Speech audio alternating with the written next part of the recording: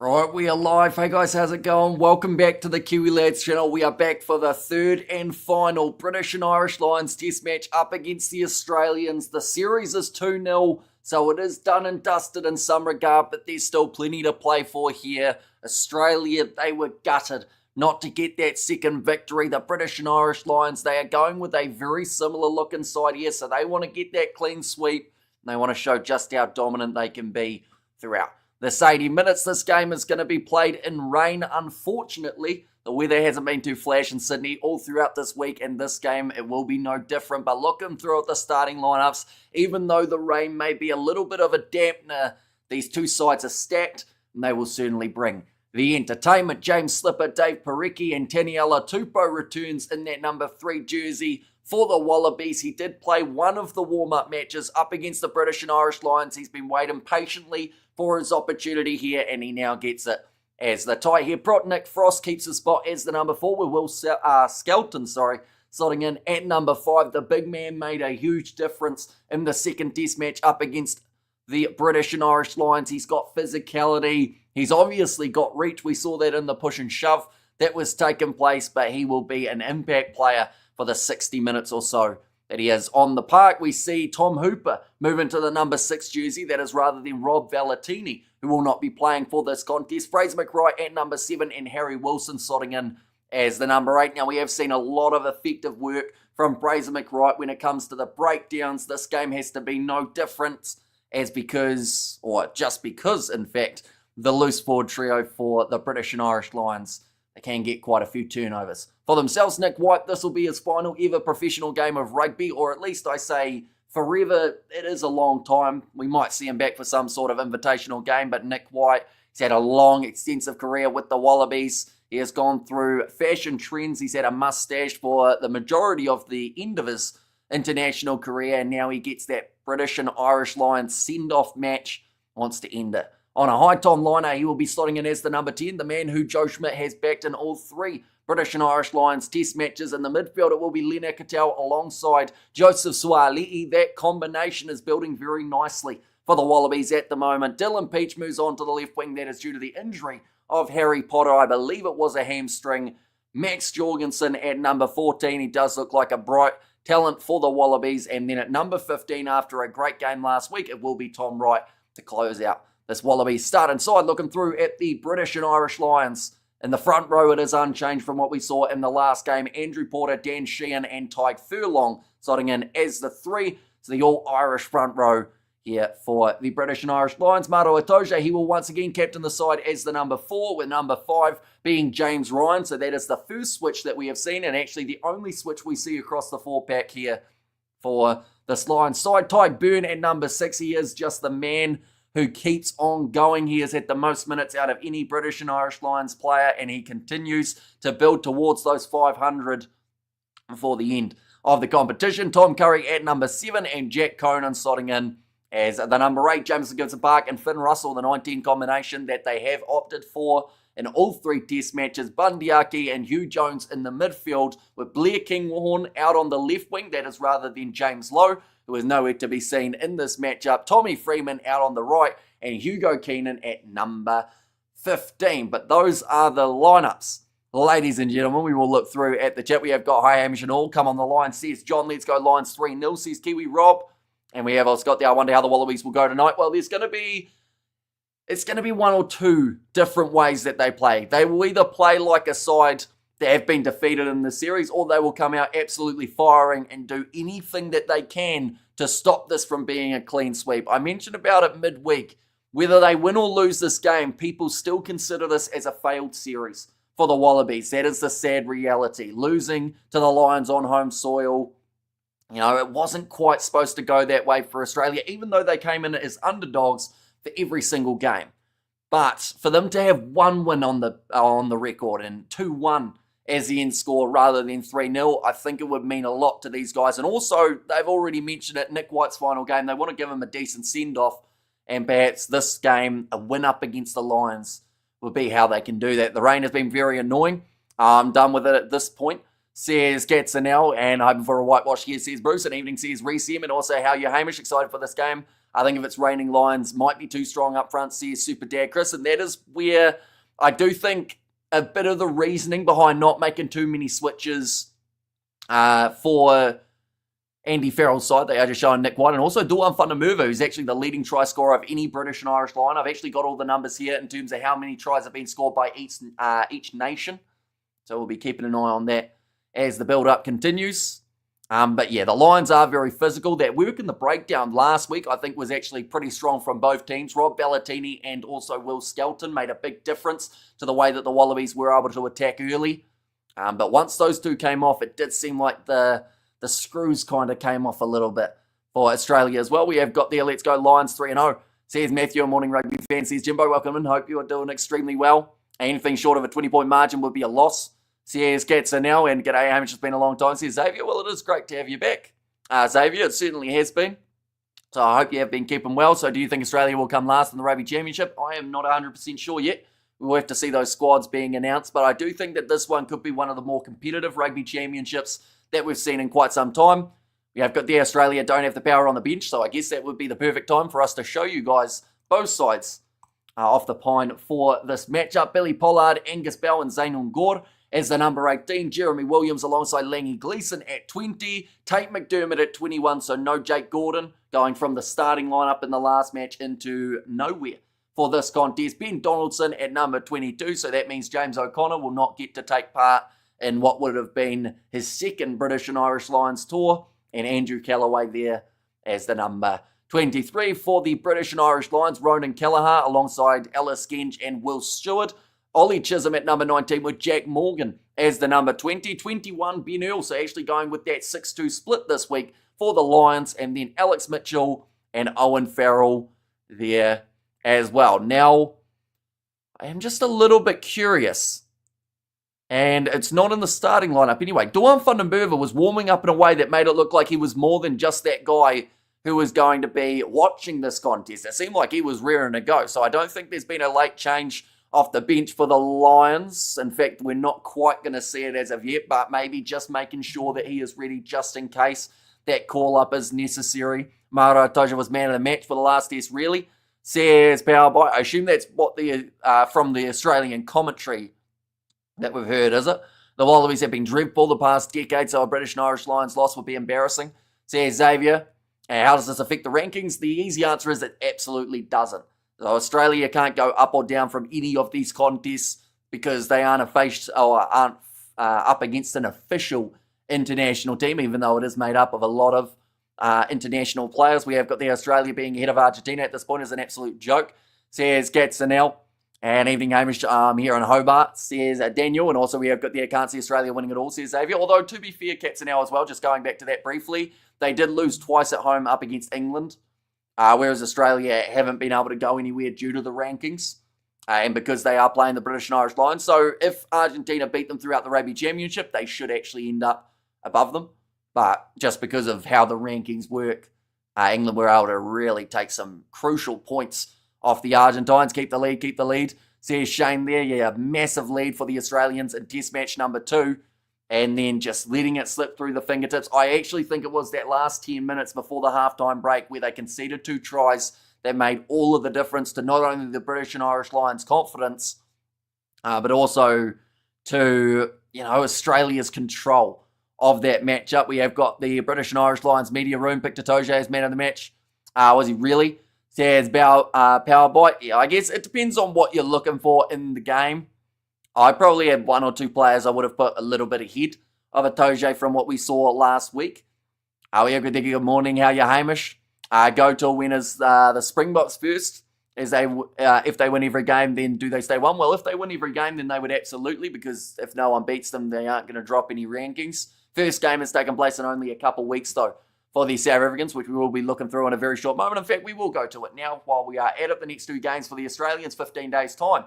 They'll be going head-to-head with South Africa for their first game of the Rugby Championship. Then the second match taking place the week after, both in South Africa. But this game, as you can see, once again, Australia come in as the underdog rather than the favourite in a home British and Irish Lions series. Now, both of the other 2 games have been pretty close. They are just showing Hugo Keenan scoring that final try for the British and Irish Lions last week, but there it is, 29 points to 26. The game that could have made it 1-1, but instead puts the control firmly in the side of the Lions, sitting 2-0 up heading into this Test match. 27 points to 19, the score that they sat at for Test match number 1. That one was probably a little bit closer than some anticipated too. So far, 11 points separating these sides across 2 games. Australia having that close game with Fiji as well prior to that with 21 points to the 18. We have got there, might be a slog tonight, says the Lim report. And also with the fact that we are seeing the rain, it's going to make it tricky for these 2 sides. We have got there, what time is the game? It is kicking off at 10 p.m. New Zealand time. That will be a 12 p.m. kickoff for you guys in South Africa. And definitely a slog with the weather, says Bill. And a bit disappointed by Australia other than the Scotland game. They had a great autumn series. I thought they'd do better versus the Lions, says Jimbo. And Hamish, there's said to be an injury to Tommy Freeman. That might explain why Duam is warming up and being ready, says Powerbite. That would make a little bit of sense because he just seemed like he had a lot of intensity about the warm-up. You know how sometimes you can tell the difference between the guys who are selected and the guys who are just warming up for the sake of it with the team?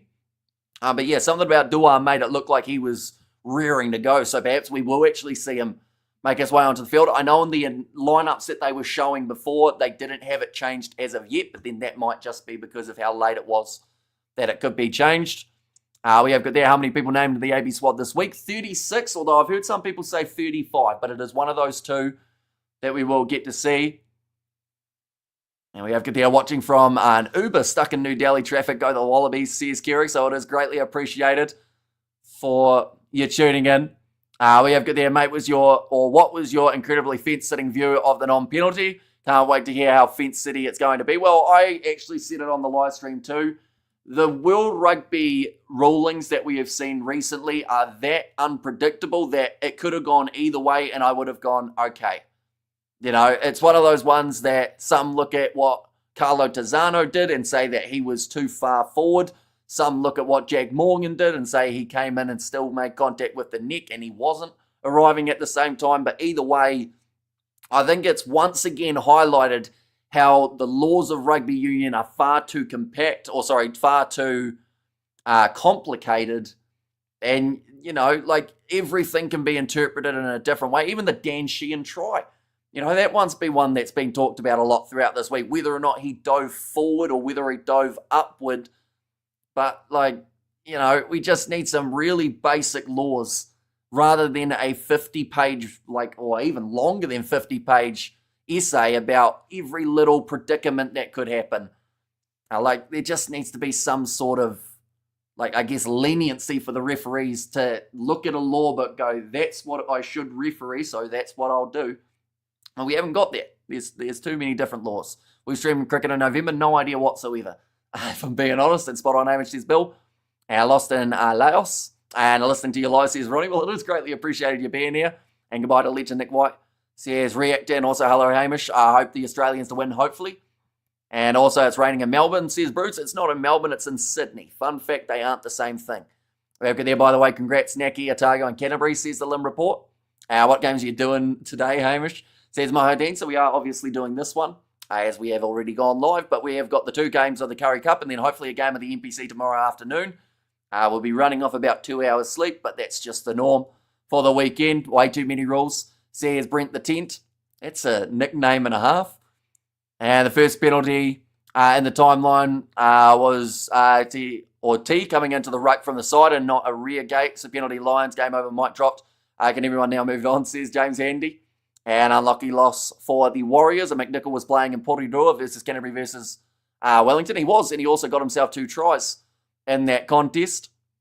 What's your prediction to the Bulls versus Sharks game of the Curry Cup? I hope that the Sharks play better, but it just seems like we're going to see maybe the Bulls get themselves the victory there. Did you see Leo Willie play against or try against Southland today? Stags fans aren't happy. They thought it was double movement. Once again, another one where the law can come into it and be interpreted in many different ways. But yeah, in the end, Leo Willie getting himself there. Tried quite a few All Blacks hopefuls throughout the weekend we have seen do pretty well. And we have got, they're playing in Sydney. They'll still lose anyway, says Bruce. But they are showing the big man Will Skelton. He will be extremely crucial for the way that the Wallabies played throughout this game. He brought the physicality in the second match. We have got their Wallabies defence is the issue. Sorry, Lions win. Says Matt.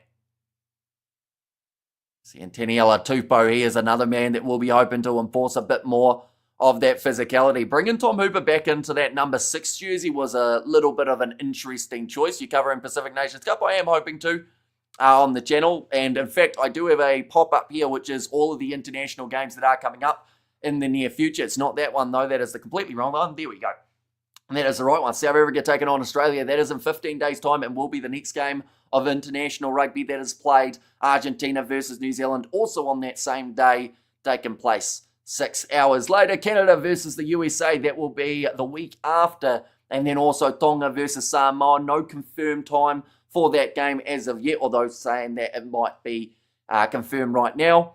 South Africa versus Australia and Argentina versus New Zealand. Those are also games taking place. So these are all of the international fixtures that we are at least hoping to cover, or at least that I will be following very closely on the channel. Of course, there will be lower sides playing too, but most of those won't be shown here in New Zealand. Ratamataviki Nepkins is a better fullback than Love, says Crimson, although I think that because of that versatility that we've seen of Ruben Love being able to play first 5 too, I think that's what normally gets him that little bit more of a nod.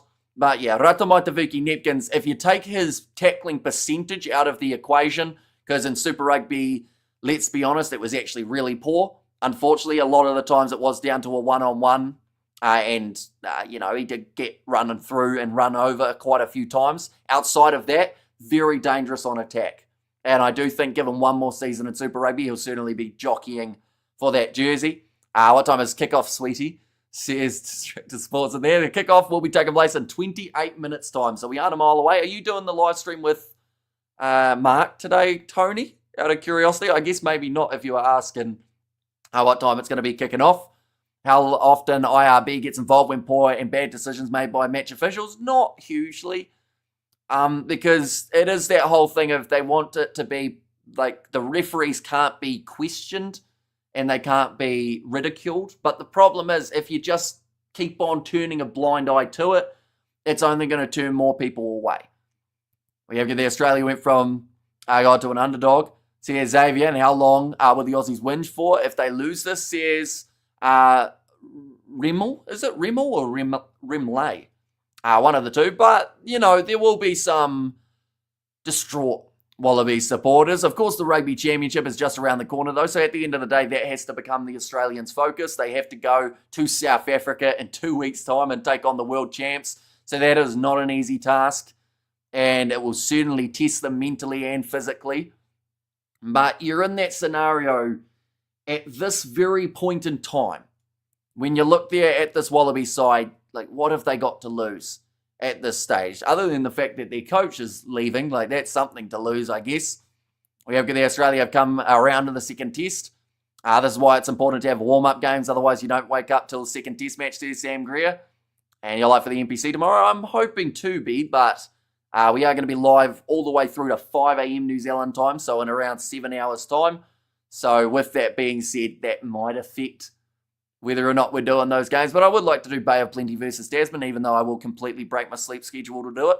Did anyone see the trainer running onto the field when the Titans kicker was trying to take the conversion? I did. That was an interesting moment, and one that I'm sure a lot of people are eagerly awaiting to see what the outcome will be.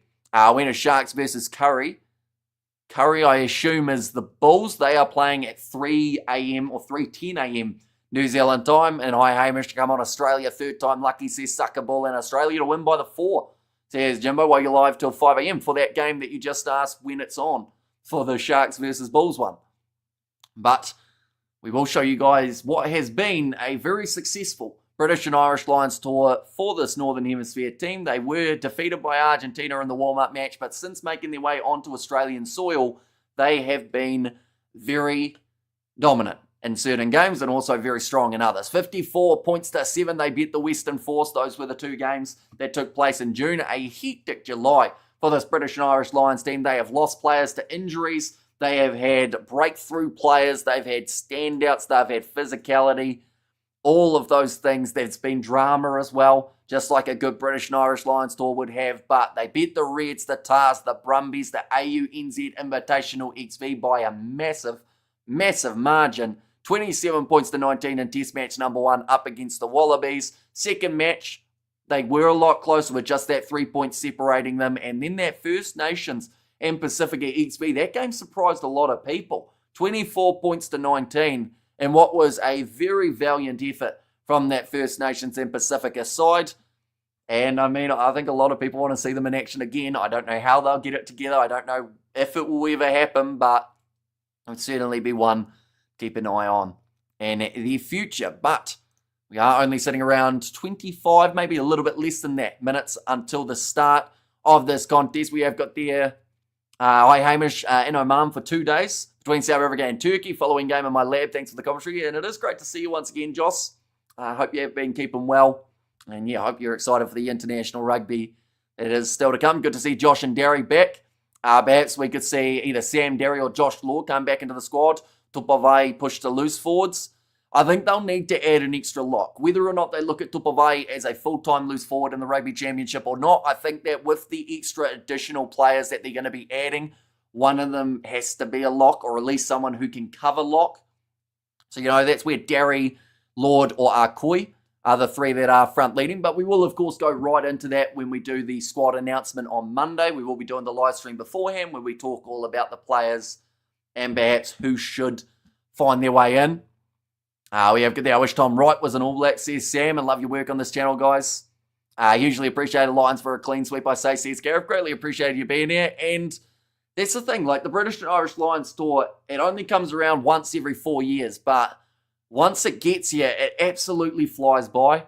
And I feel like, the fact that this is the last game it's cool, but it's also quite sad because, it's going to be a long time till we see another British and Irish Lions tour. Looking through some of the stats throughout this week, I think I'm going to be watching the games back after the British and Irish Lions tour too, just to kind of see what I may have missed the first time. Peach will make a huge difference. He's Crimson. Yeah, Dylan Peach, he is a tank of an individual. He runs the ball hard. He's going up against Tommy Freeman or maybe Duhan van der Merwe, depending on the injury that someone did mention about. And Hamish, how are you? Says Dave White, doing very well, mate. Hope you're doing well too.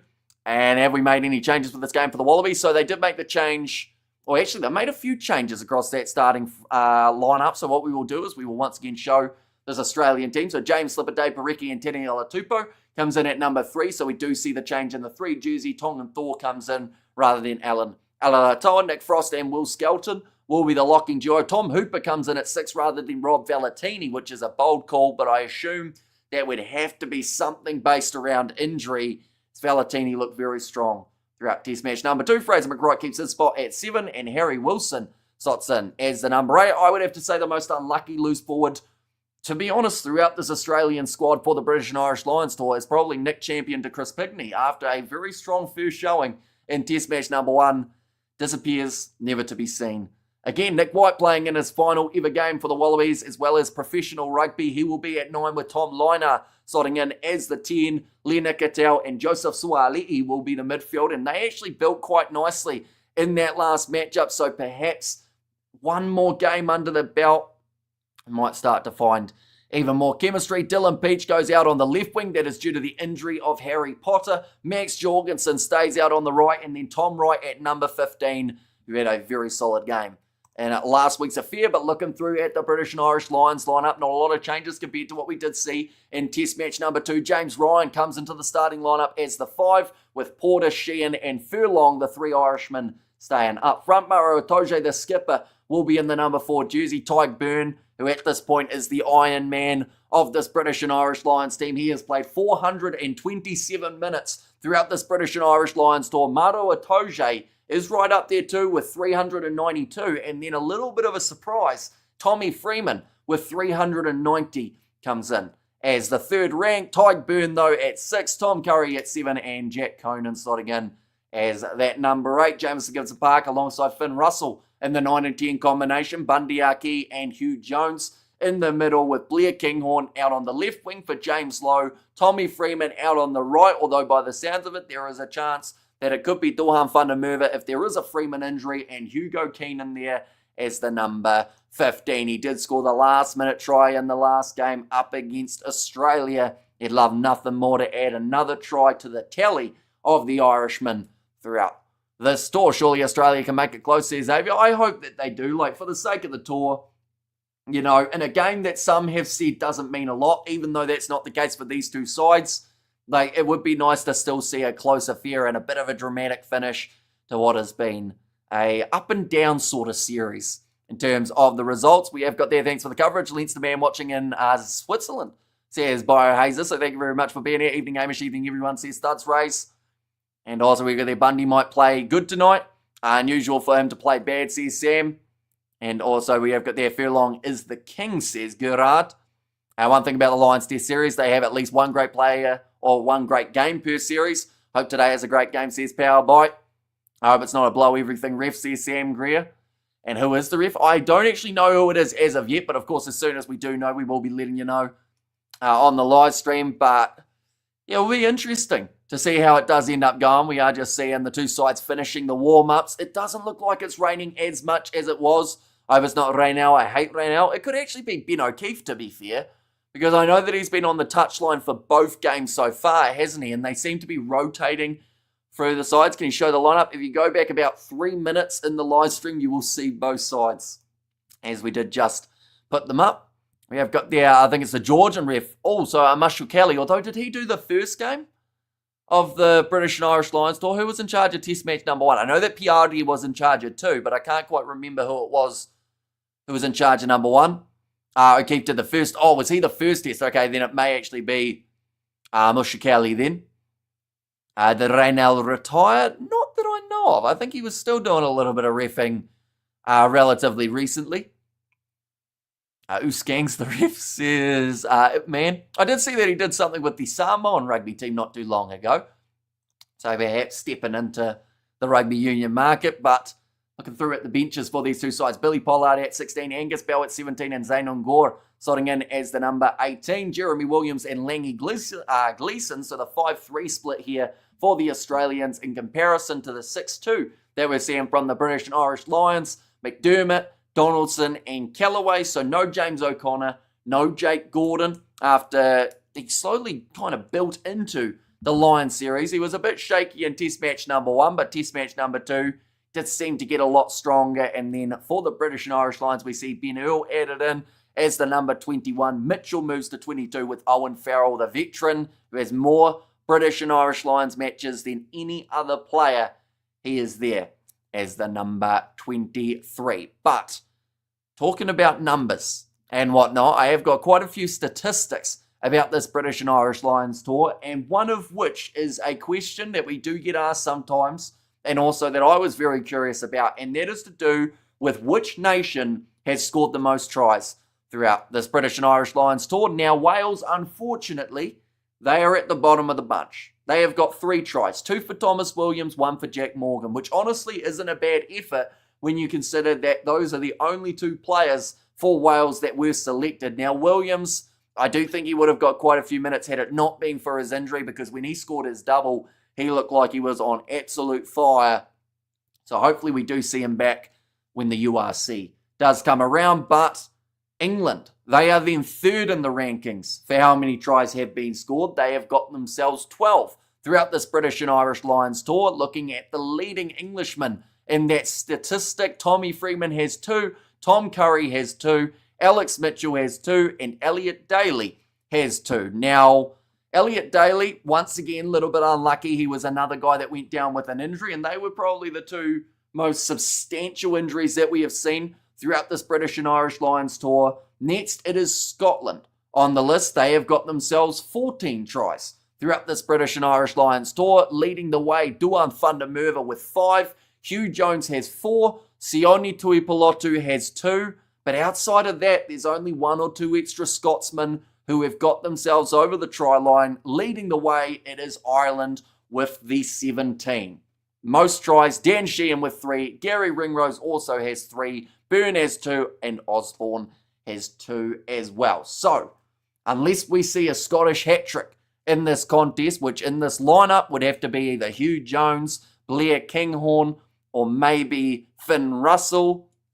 If that doesn't happen, with the exception of maybe a one off the bench, I think that Ireland will lead the way at the end of the mark. But we have got they're pissing down in Sydney all week. Thunderstorms and lightning outside, it's pissing down, says Honor. Although they did mention before the game that because of the weather, the way that it was looking, both of these sides have been preparing mentally and physically for a very rainy contest.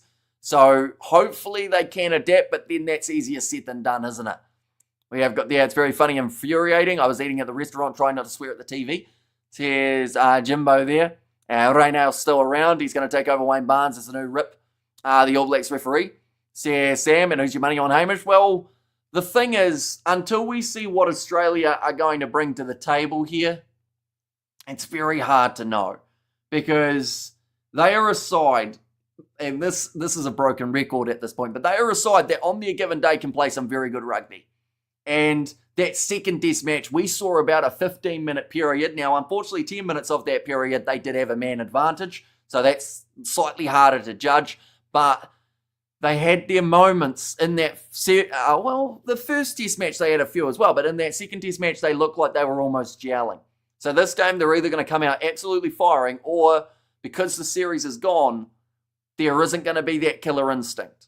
And I feel like they will need that up against the British and Irish Lions, who with this squad selection have shown that they want that clean sweep. Georgian ref confirmed, spelling his name ain't coming in this comment though, says Power Bite. So yeah, that will be Nika Amishikali would be in charge. He's a good ref. The Georgian one, says Sam Grill, and all three Scots are try scorers. Russell likes scoring against Ireland, says Jimbo. And we have got there, I thought Robertson got coached extremely well and actually impressed that Piatti worked it out. It was clever. Says a Thud's raised there, and Australia can play great rugby, just not for longer than 40 minutes, says Sakabulli. And I do think that the bench switches are actually very crucial for the Australians in this game, because as soon as we saw Rob Valentini go off at halftime, same with Alatoa, and then not too long after, I think Slipper, or maybe the other way around for the props, but losing those guys all at once, or at least close to it, seemed to take all momentum away from the Australians, and I'm not 100% sure what the reasoning was behind it, but it just seemed like it was too much of a risk to get rid of Valentini as well as the props right at the start of the second half, and that is where we saw the British and Irish Lions slowly build up the territory, build up the position. Aussie backs were better than the Lions last week. Lions need to keep it up the middle. We have got there, are we still bothering with the third test? They are indeed. It's not like some, I guess, sports, how once you get a deciding victory, then they just give up and don't play the rest of them. Like, they will be playing through, and this could be an 80-minute, I'm hoping, masterclass from both of these two sides. It would be great to see the send-off of the British and Irish Lions be a successful one in terms of going out there and putting on a great show. And then for the Australians, this is the beginning of their Rugby Championship training. They have to win this game just to have that confidence to go over and beat the world champs in South Africa. Andy read out the Kiwis first when announcing the Lions. So here's Sam. And also we have got the Aussies backs. Oh no, I read that one about the Aussie backs. But I have got a few more statistics as well, ladies and gentlemen, about this British and Irish Lions team, which we will go into in short moments. Simon Parker looks like a Springboks loose forward. Says Tanner too, you're picked to win the Meads Cup. Says Colossus. See, it's pretty tricky at the moment, isn't it? Because there are a lot of competitive sides. I want to see a couple games first, I think. Like, I'm seeing a few squads and whatnot, but I want to see that little bit more of them actually playing for making a big decision. We have got there, did Australia win against the Springboks ever? They have beaten the Springboks many times, but just not in the recent occurrences. Good to see Draco Malfoy in for Harry Potter tonight, says Chris Lord. We have got there Andy reading out, I read that one, and we still believe in Australia, says Red 7. But talking about the Aussies, players who have stepped up throughout this British and Irish Lions tour, of course it's pretty tricky because they only have the 2 games to base it off, but I do think that Max Jorgensen, one of the players who have impressed a lot of people. I mean, Will Skelton in that second game did make a huge difference to the Wallabies. McWright's been solid in that loose forward trio, just working hard to try and get those big steals. Jorgensen, says Sam, to me, Australia's already in a good place. After the series, a lot of young bloods got time, says Red 7. Yeah, I think that the fact that Joseph Suaalii is still as young as he is Like, that is a big bonus for Australian rugby as long as they can keep him in that Wallabies team and he doesn't go elsewhere. British and Irish Lions might have one foot on the plane already, and Australia might want to salvage some pride. Come on, the Wallies. Say Sakabula and South Canterbury or Wanganui. Tricky one, because like South Canterbury, they are the most local team to myself, and I know that they've got a few injuries that they're dealing with, but I don't know if it will be enough in terms of those injuries to stop them from doing extremely well. Like, I think they'll still be right up there.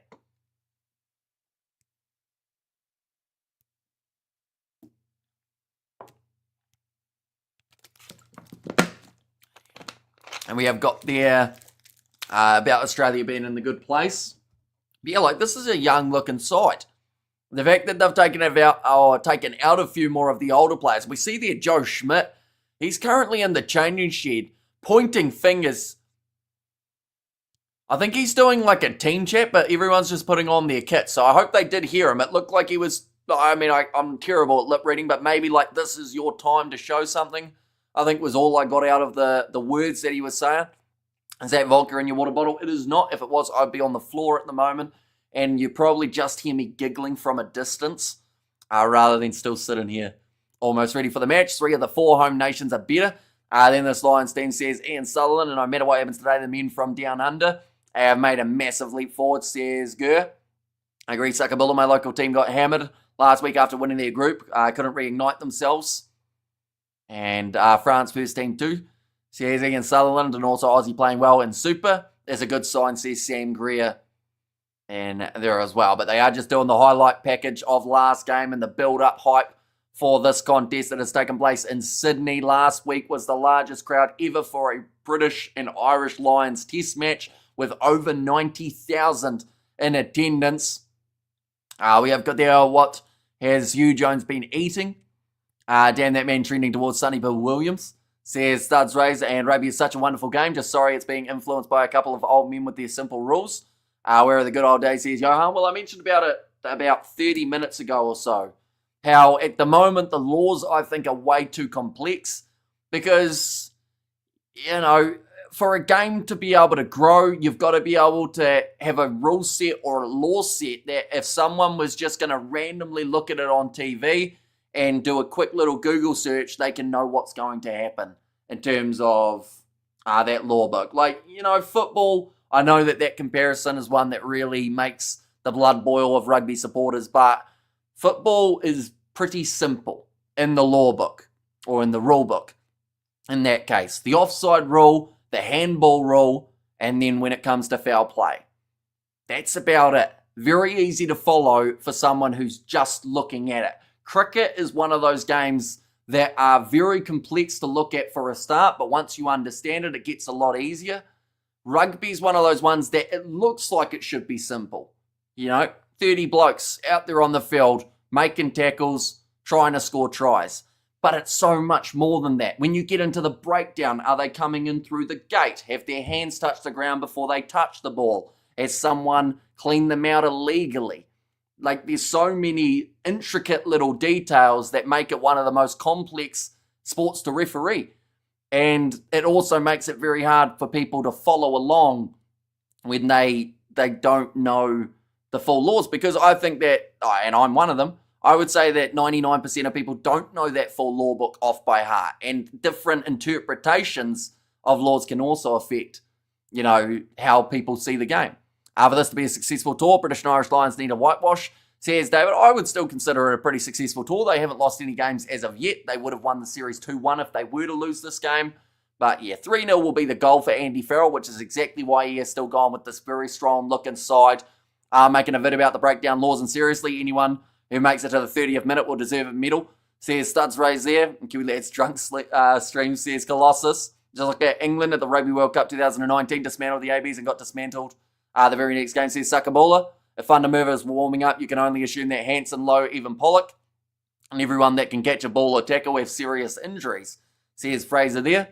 It's also the wide interpretation of the law that makes rugby frustrating, says Red 7. Yeah, I don't think there's ever going to be a time in which a law is 100% agreed upon by everyone watching the game because, the interpretation is just too easy to see it in a different way.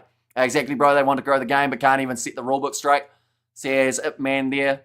And yeah, it's one of those unfortunate ones that I've heard so many stories of people giving up on rugby because they just go, nah, I don't like watching it anymore because of how complex it is and how stop-start it can be. But the welcome to country just taking place here. Then we will have the national anthems, and then we are straight into the matchup. Ladies and gentlemen, I can't believe we are already going for 40 minutes on this live stream. Very good morning, Hamish. Great to hear your smooth rugby tones again. And British Lions to win, says Mike.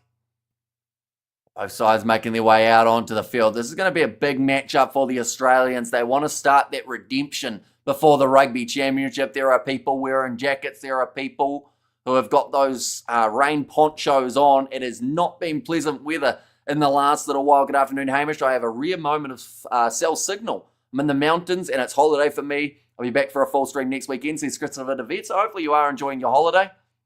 And be safe getting down the mountain, of course.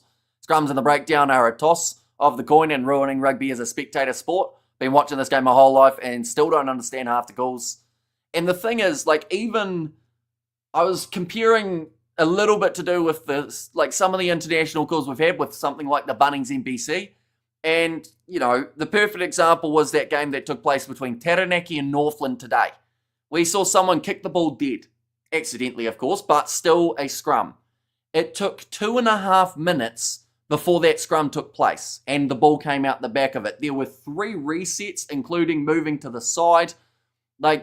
It's just one of those ones they talk about trying to speed up the game, but sometimes, the simplicity of just having a free kick or something could make all the difference. Why do the ABs tend to call South Africans Africa? South Africa as a country and Africa as a continent, says Victor. I haven't heard too many say it.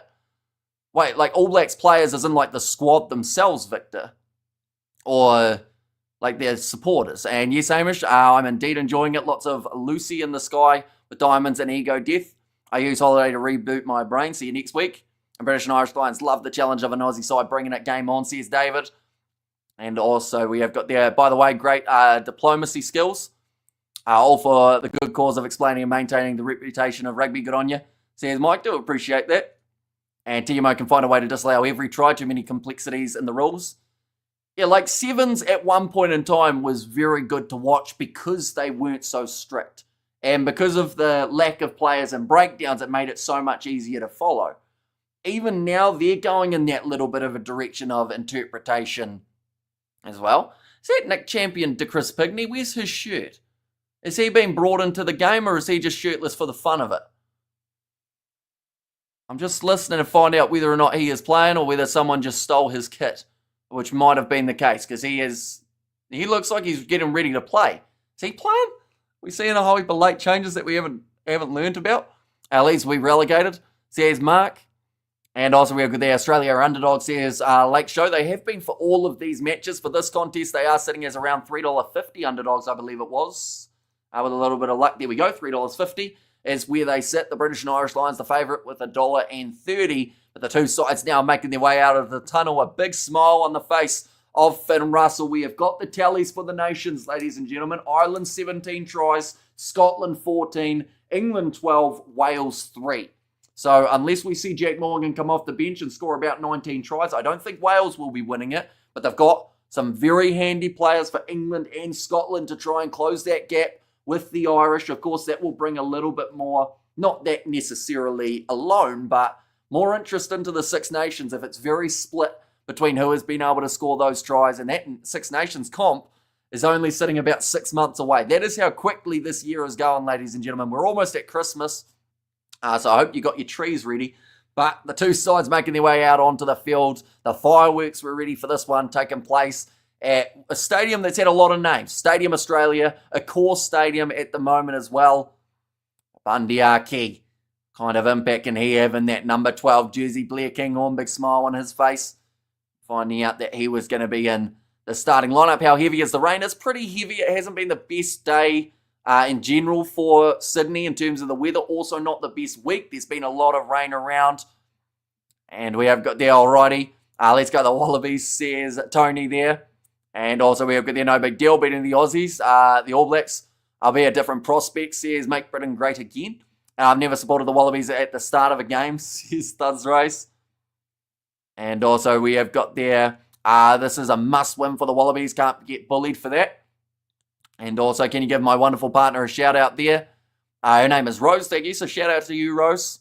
Do appreciate you being here, but yeah, that rain is piling down and a little bit of a swirling wind as well here, which might make it relatively tricky for the two sides as they get ready to go in this contest. Nick Frost, big smile on his face, standing alongside Paul Skelton. No, Will Skelton. I don't know where Paul came from. Is there even a Paul on the Australian side? Is there a Paul Skelton in general, I wonder? But about to have the Australian national anthem. The commentary is in German, which I don't speak. So it's great to pick your commentary again, says Michael. Yeah, see, I can't speak a word of German, I don't think. At all, no, I don't think I can think of any words. And I don't want to say one that might accidentally be, I was going to say Guten Tag, but I think that might be Dutch. Is it? Maybe. I might need to shut up. But now, national anthem of the Australians. We are just about ready to go for this match. Do let me know your score predictions. Ladies and gentlemen, please don't give... See, now that you've said it, I feel like I should, but then I know that that will get you probably kicked. Shout out, Lydia. It's been a while, but hopefully you are doing very well.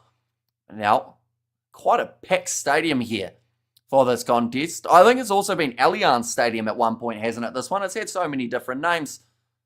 Is this also Seabus Super Stadium? No, I think that's on the Gold Coast or the Sunshine Coast that stadium is. That was perfect, mate. Guten Tag.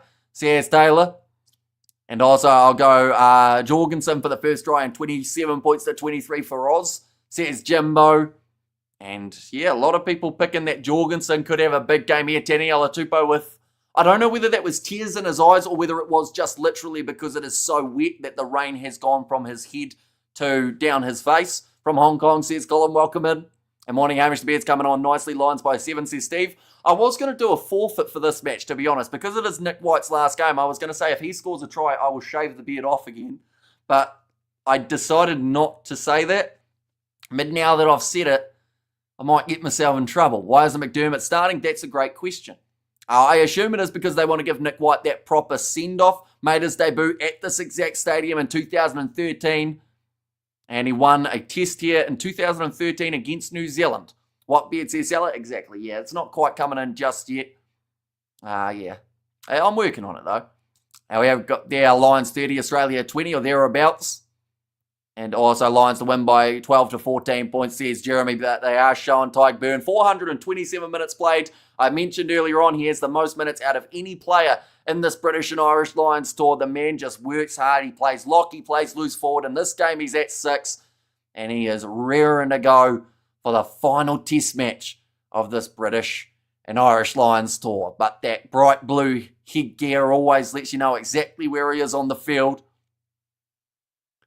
The Australians, they will be fired up. They want their redemption story. Yes, it would still only be 2-1, but they would still love nothing more than to be able to take down the Lions in this game. Mamusha Kelly looking up at the skies, hoping that the rain will stop.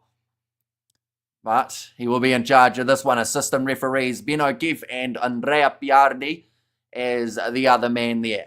I wouldn't mind a Lions jersey. And what is Howden? Are we talking TK Howden? He is the number 6 who does play for Manawatu in the Bunnings NBC. Now, Australia, they will be kicking off this one from right to left. And we are underway for the final match of this tour. It's kicked into touch by Jameson, gives them Parks. So the Australians will at the first line out of this contest. Your commentary is much better. Greetings from Zimbabwe, says Zato. Appreciate you being here. You've got plenty more international rugby coming. We're doing the whole of the Rugby Championship, the November internationals. Not too far either. It was the unluckiest line not to get on a test squad. Honestly, most unlucky is probably Darcy Graham, but that is due to the fact that he finally got his Lions opportunity and then ended up with an injury. But now big run from Tom Curry going straight at Tom Liner. Curry holding on to Liner's jumper, trying to get him for not rolling away. But Liner does enough to get out of it. Now Maru Atoje goes off to Jack Conan. Atoje second in overall minutes played for the Lions. Gibson Park now ready to kick this one downfield. Hopefully no serious injuries. Wet weather footy can be cruel. Exactly right. And also the Lions, these guys will be playing in November, same with the Wallabies, so there's not a lot of time for a recovery if something serious happens. But Nick White will pass it away to the right-hand side, finds Harry Wilson, quick hands from the Wallabies, getting it out to Max Jorgensen for his second run of the match. Russell is ready for the grubber and cleans it up. Missed tackle from Suali'i on Hugo Keenan. Big shot though from Taniela Tupou driving the Lions fullback backwards. Gibson Park goes short side off to Kinghorn. Recently won a top 14 championship with Toulouse. And now an advantage. Oh, Will Skelton shoves Gibson Park in the face. Didn't make him too happy either. Pushed in the back from James Ryan. And now Skelton smiling about it too. He is one of those players that he likes to use his size. Sometimes for good, sometimes for bad. He certainly got rid of Gibson Park in that breakdown. We're going to see the replay now. Just no clear release from Skelton. Didn't put the hands up. Watching from Malaga in Spain. I can't find a sports bar show on the match. Thanks, Kiwi Rugby Lad, says Dev. No worries at all. And yeah, it is greatly appreciated you being here for this matchup. The Lions, they are going to kick this one for the corner. It would have been about 50 metres out or so. So it would have been quite a strike in these wet conditions. Joe Schmidt, the Australian head coach, had to make some big decisions throughout the week. No Rob Bellatini, no James O'Connor for this game either. Now ready to throw this one, Dan Sheehan. He's already scored himself 3 tries in this British and Irish Lions tour, taken at the back from, I believe it was James Ryan. Now 25 metres out. Australia, though, in the breakdown, managing to get themselves the steal. And Will Skelton again is the one who is making noises in the breakdown, just trying to get under the skin of the Lions here. Rough call. Was clear release for me, says Tony. And also we got him Lions attacking Suali'i's defence, says Studs Rays. I think it was more so Suali'i just rushed up and misread it, that he just went shooting past. Definitely in wet conditions, very hard to change direction. But that is a brilliant kick to the touchline from Australia, who will now be about 25 metres out from the line. In a good position on the park, but it was actually Pollard who managed to get that steal. And now he will have himself the line out. 30 metres out from the line. And goes over to the back. Will Skelton takes a ball on the inside to Nick White. Was a flat one. Skelton almost having a bit of a wrestle there with Dan Sheehan. And also just entered through the side of the ruck. That man is unpredictable, that is for sure. Sitting 25 metres out from the line as the rain starts to get a little bit heavier in Sydney. Now Lenekitau bumps off one, but he runs into Bundy Aki. Being told to release him. Still 30 out. Nick White for his last ever game in a Wallabies kick. Goes to Tom Wright, passed on the outside. In fact, he's going to grubber him behind. Cleaned up by Hugo Keenan, who's driven back by the physicality of Dylan Peach. And now 5 metre scrum for the Wallabies. Hey, Hamish, greetings from Namibia. Always a pleasure to listen to your commentary, says Bruno. Thank you very much for being here. And BMW has said, yo, too, welcome in. And the rain, says Chris, yeah, it's just got a lot more heavy than it was at the start of this contest. So that is going to make it even more difficult for these two sides to be able to hang on to possession. But Callaway will be coming off the bench for this game. He is fired up after seeing that early physicality. We have there, Jeepers. It sounds like Big Will is having a huge game. You've already mentioned him 4 times, says Mike. It's not so much that he's had a huge game, other than the fact that he is a huge individual, but more so that he's getting into the slightly, I don't want to say dirtier side of the game already, but I think 2 or 3 of those times that I mentioned him were from him doing something off the ball. What an absolute Will Skelton is, says Simon. No leg driving, everyone slipping, says Jimbo, but the scrum now 5 metres out from the line. The Wallabies try the big push. It's gone sideways. And it's going to be a scrum reset. What minutes in to the game are you on right now? At the moment, I am 5 minutes and 17 seconds through this match. Dark Art says Bill there. A replay of last week, Wallabies starting well. Will it last this time, says Sakabula. But the big thing is for the Wallabies, outside of that 10 minutes or so, in the middle of the game, they didn't score any other tries. This is the type of contest where if they can get off to a good start, yes, it is massive for them, but from that last game as well, they've learned that that's not all it takes. They have to keep that consistency throughout the 80 minutes, or else they'll find themselves slipping behind. Atupo might have got smoked there, says Studs Rays. Yeah, under the slippery conditions, it is very difficult for these front rowers as well as these whole fullbacks to stay on their feet. But Harry Wilson with the pick and go off the back of the scrum, tackled by Curry 5 metres out from the line now for the Wallabies. Tom Hooper tackled by Atoje and Byrne. Between them have over 700 minutes in this British and Irish Lions tour. Skelton coming in from, oh no, that was Taniela Tupou, in fact, no. Going in from a long way back to clean out Porter. So then 10 metres out. Leoneki down, no look pass up to Nick Frost, who will still be the 5 metres. Porter is a shocker for burrowing inward.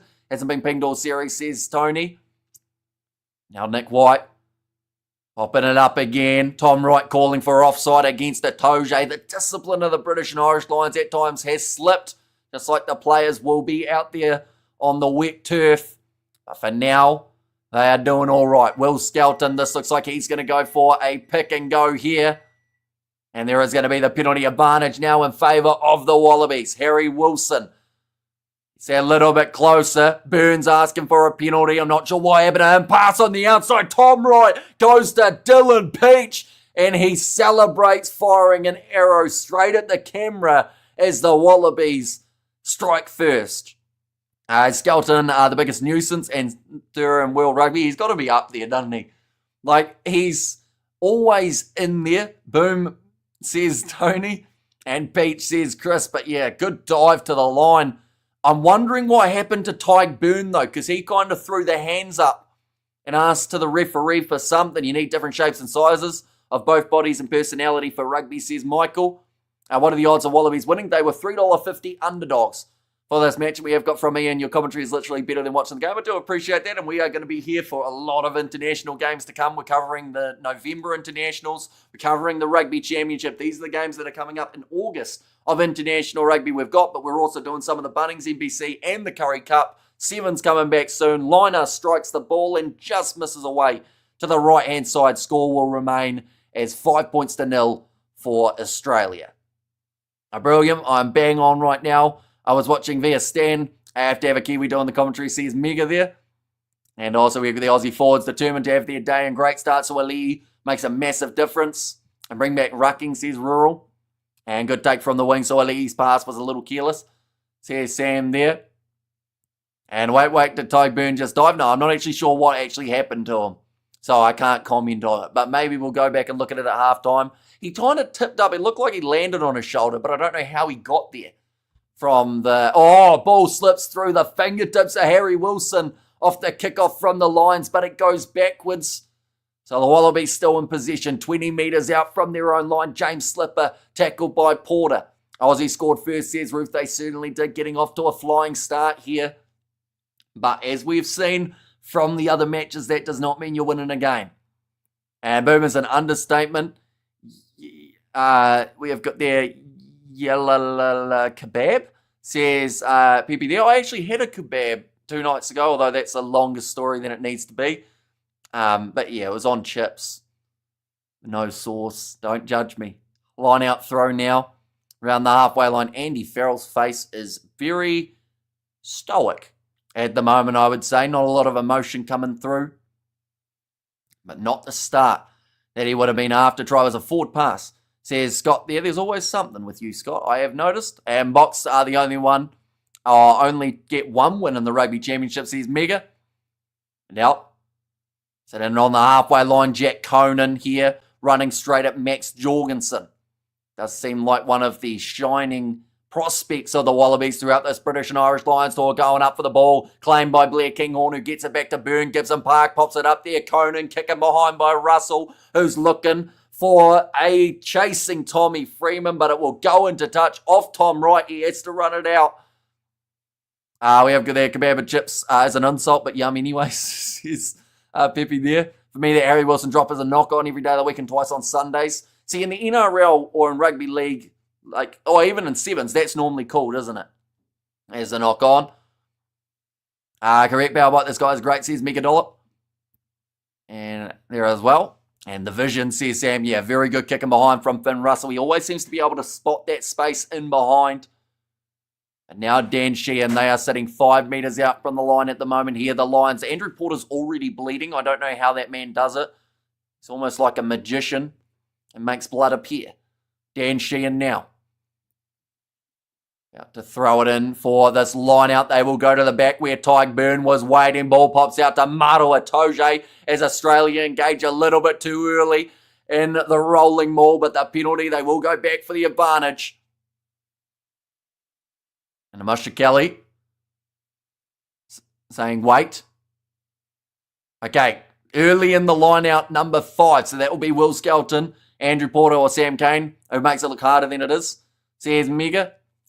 And also we have got there, why are there so few drop kick attempts in this current era of test matches? I think it's because so many sides are, I guess you'd say, a little bit more aggressive. Like, we have seen a few drop kicks attempted, but most of the time they actually nowadays miss, unfortunately. So that's where you see a lot of sides going away from it. In the game between Waikato and Auckland at the Bunnings EBC, we'll come back to that because backline movement here for the Lions. Out wide, Blair Kinghorn. But pretty much the gist is they had a chance to win the game. They missed the drop kick and they lost.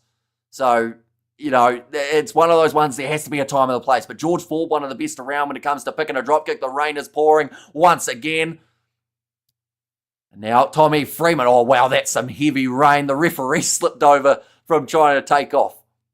Gibson Park. And off to the left-hand side, it has got dark and it has got almost a little bit difficult to read the numbers on the back of the players. Gibson Park short ball again here. The Lions sitting 10 metres out from the try line with 12 minutes gone in this game and 12 on his back. Bundy Aki has one of his first carries. Daniela Tupou looked like he dove at the knee there at Tyg Byrne. Now Curry pops it up to Freeman, who's lined up by Dylan Peach, who sent him backwards, and the Wallabies in the breakdown again managed to get themselves the steal. This time it is Fraser McWright, but Dylan Peach, what a game he is having, already having a try to his name and a massive shot to boot too. And totally agree about Jorgensen, one of the most impressive wingers of the series. Outshone Dewan Whanamurva. And we have got their field's going to flood. I have seen NRL games get delayed mid-game due to this, says Thuds Race. A massive moment, says Thuds Race there. And in the slow motion replay, you can just see how much water is falling from the sky. Like, it's in slow-mo, and the screen's just constantly drenched. This rain is epic, love it, says Chris. Yeah, I mean, it's certainly not what you're used to seeing for a modern-day test match, but it does add that little bit of an extra element to the contest, thrown in by Billy Pollard, and it's overthrown, and it is wonky. So nicely taken by Sheehan. Around 40 metres out, Gibson Park off to Bundyaki, running it straight. And getting to 30 metres out, man, it's looking slippery out there at the moment. Finn Russell thought about kicking, but instead will pass it across to Sheehan, who steps round one, fends off another. 22 metres from the line, Gibson Park off to the left-hand side. Pop pass attempted there by Jack Conan. Loose ball. It's going to be play on and back to the halfway line for the Lions. Drop ball, then dropped by the Wallabies. I think there was a knock on there, but it looks like we're just going to be play on. In fact, there could have been a knock on from both teams. In the slipperiness, kicked him behind, looking for a territory gain here, Australia, and it will go out about 25 metres out from the Lions line. We have got there, that Rangers epic, love it, and also Russell was phenomenal this year. He's been awesome, and did the Taranaki won their first match against North Island. They did win up against Northland in that Ram Fairley Shield match. I'm not sure what the end score, maybe 23-3 or something along those lines might have been what it was. Why kick that, says Suckabullet? It's a great question. The thing is, Tom Wright, he kind of slapped his legs as if to say, didn't get that 50-22, but it wouldn't have been anyway because they were already inside of the 50 metres. No arms tackle by Wallabies, and head contact in the same phase by the Wallabies, says John. Which one are we talking? Surely not that Dylan Peach one for the no arms, right? As he did give him a nice big cuddle as he was trying to smash him backwards. Now, sitting 25 metres out from the line, the Lions in possession. Kick might be good. Wet weather football, says Sam there. If the Wallabies win, we all know we will deep inside, or we win deep inside considering this tour. We will deep inside consider this tour of draws, says CF there. Now it's gone high. Nicely taken by Russell. Back downfield by the Lions. I think we're going to see more of a kicking-orientated game early on here. Max Jorgensen, he will go for the high kick of his own, chasing after it hard. But just gets a little bit too much depth on the kick now. Finn Russell off the outside of his boot.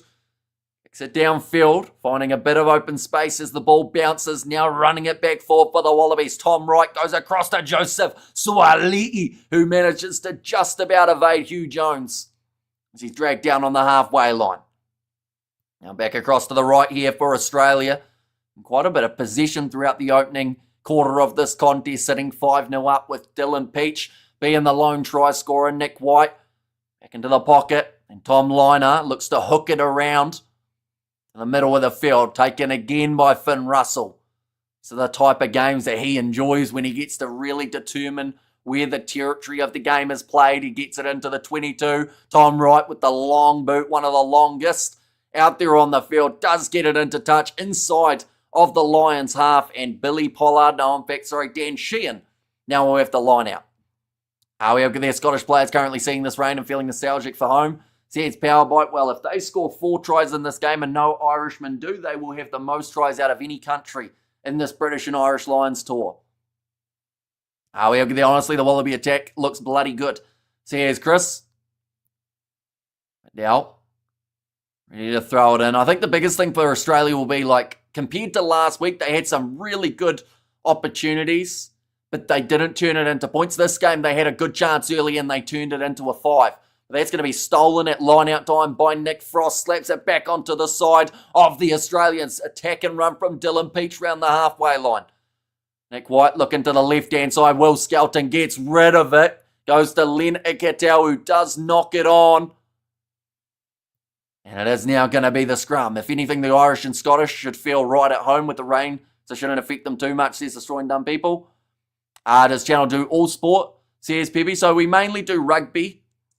We've done a little bit of cricket in the past, but we have got another channel, the Kiwi Lad Sport, which I do eventually want to get fired back up with a few other sports around the world.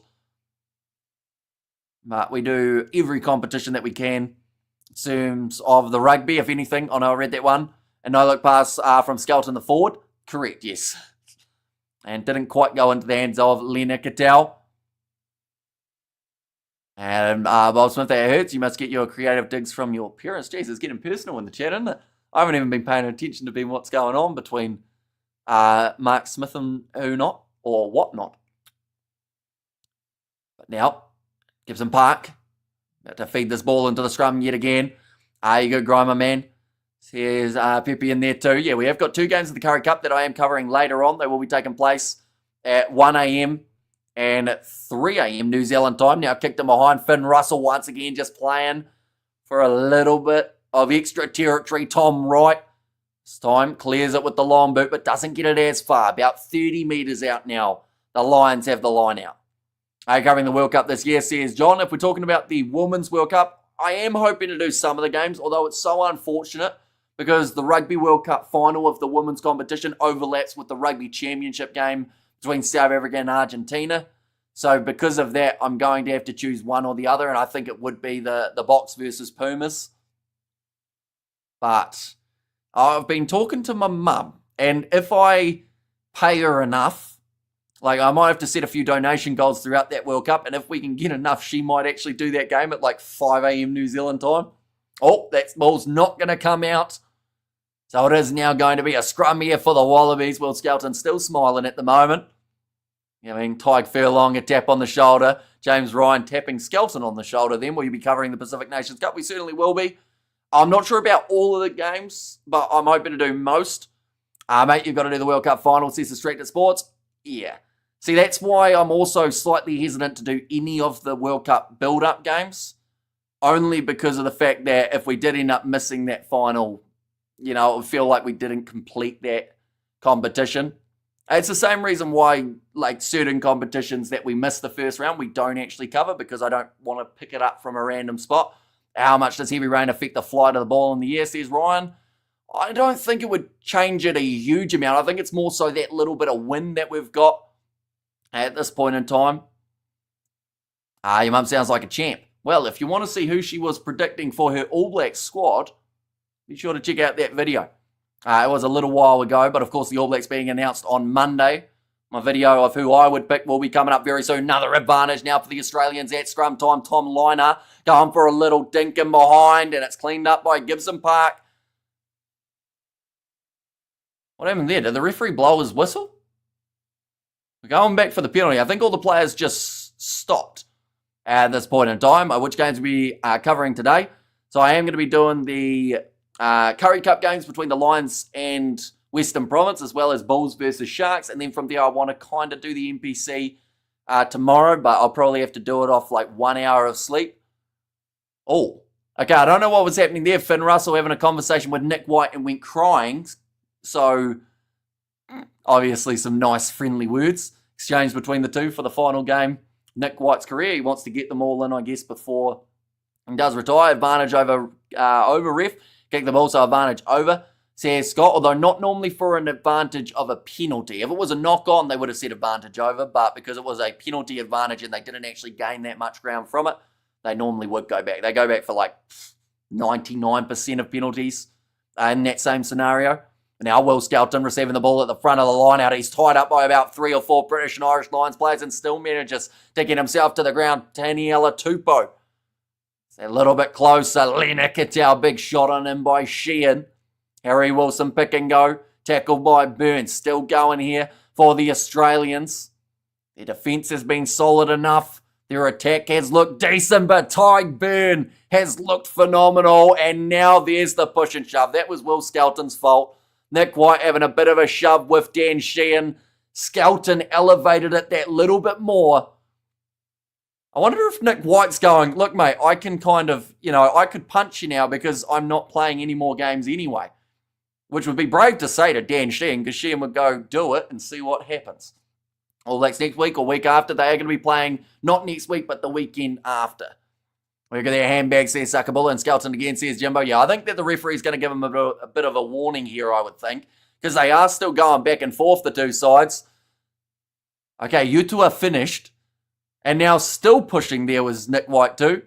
An English guy watching from Indonesia. Says English with Paul there, so it is greatly appreciated you tuning in. Right, what started this scuffle is the big question. So we saw Tyg Burn win the penalty. Then from there, my apologies. It was actually started by Dan Sheehan. He pushed Nick White first, who then pushed him back. And then Will Skelton came flying in. Then Gibson Park engaged. Then Nick Frost got rid of him. So yeah, it did seem like Dan Sheehan and Will Skelton, they will be the two who get a little bit more of a talking to than the other players. There's still the whistle blowing from the referee. Harry Wilson and Tom Curry were getting each other. Harry Wilson had him in a headlock like you would your younger brother, but right.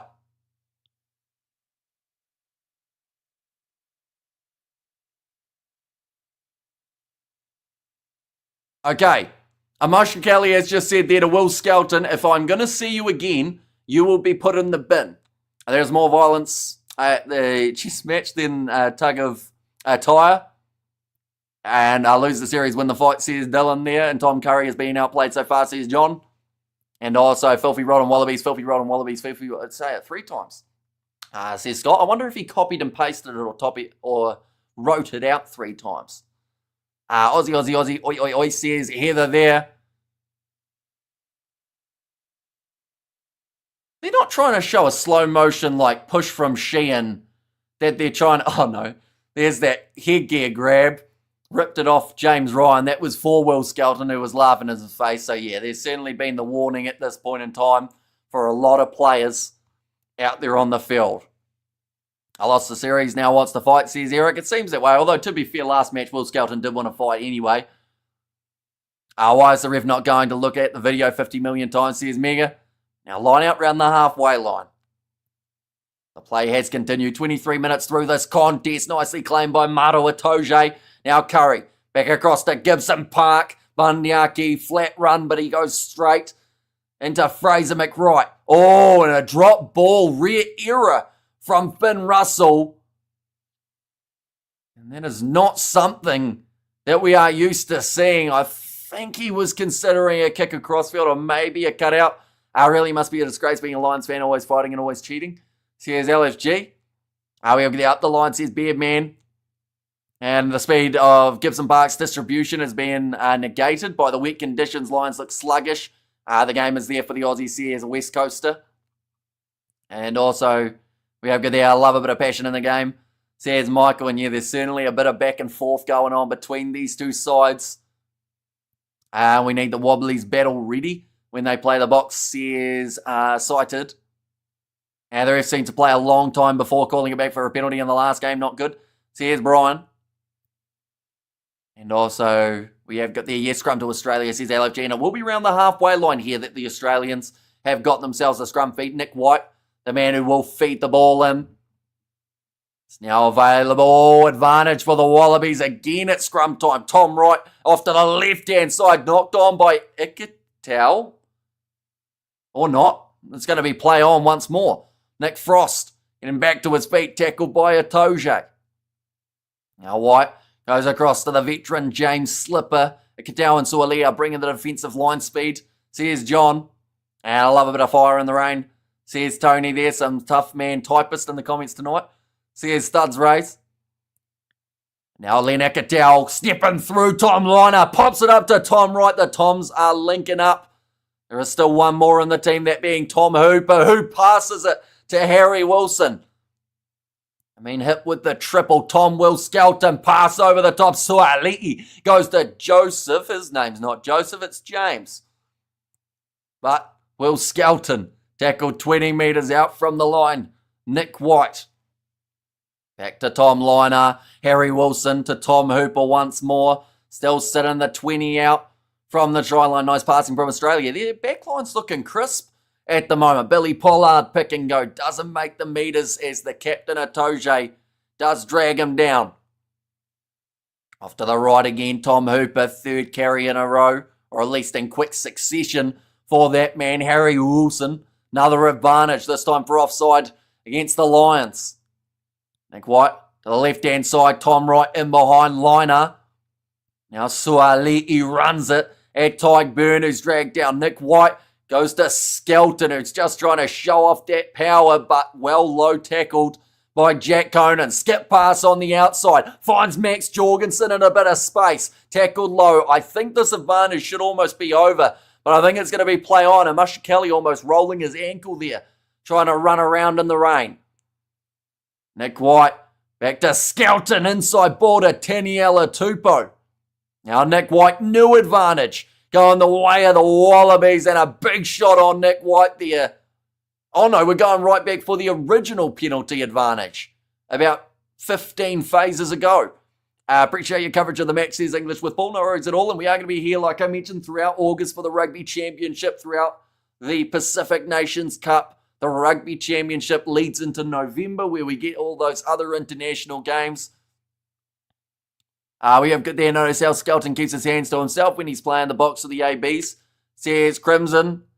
Well, to be fair, he hasn't had too many chances to play for Australia since they changed that rule back. But are you saying that's because he doesn't want to start stuff with him, or because he's like friends with half the players? And a far too long advantage ref, shouldn't have been over long. And that's ridiculous, says Jimbo, and Oz handling in this weather. It's top shelf.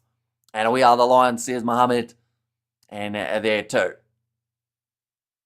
Now ready to throw this ball in, sitting 10 metres out from the line. Billy Pollard will be the man throwing it. He's just asking for a towel here, just to dry off that ball that little bit more.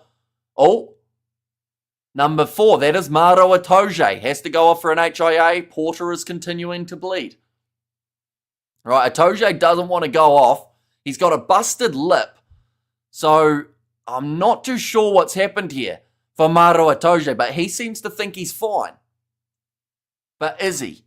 That's the big question. Territory, 63% for Australia, 62% possession in this first half. Carry meters, 95 compared to the 66 of the Lions. The Lions have been defending extremely well, though. 88% for their tackle completion compared to the 83% that we've seen from the Wallabies. 7 penalties in total, 4 against the Lions, 3 against Australia, and Ollie Chisholm now makes his way onto the field. That is to replace Maro Atoje for the head knock. Time to bring Porter off again, says John D.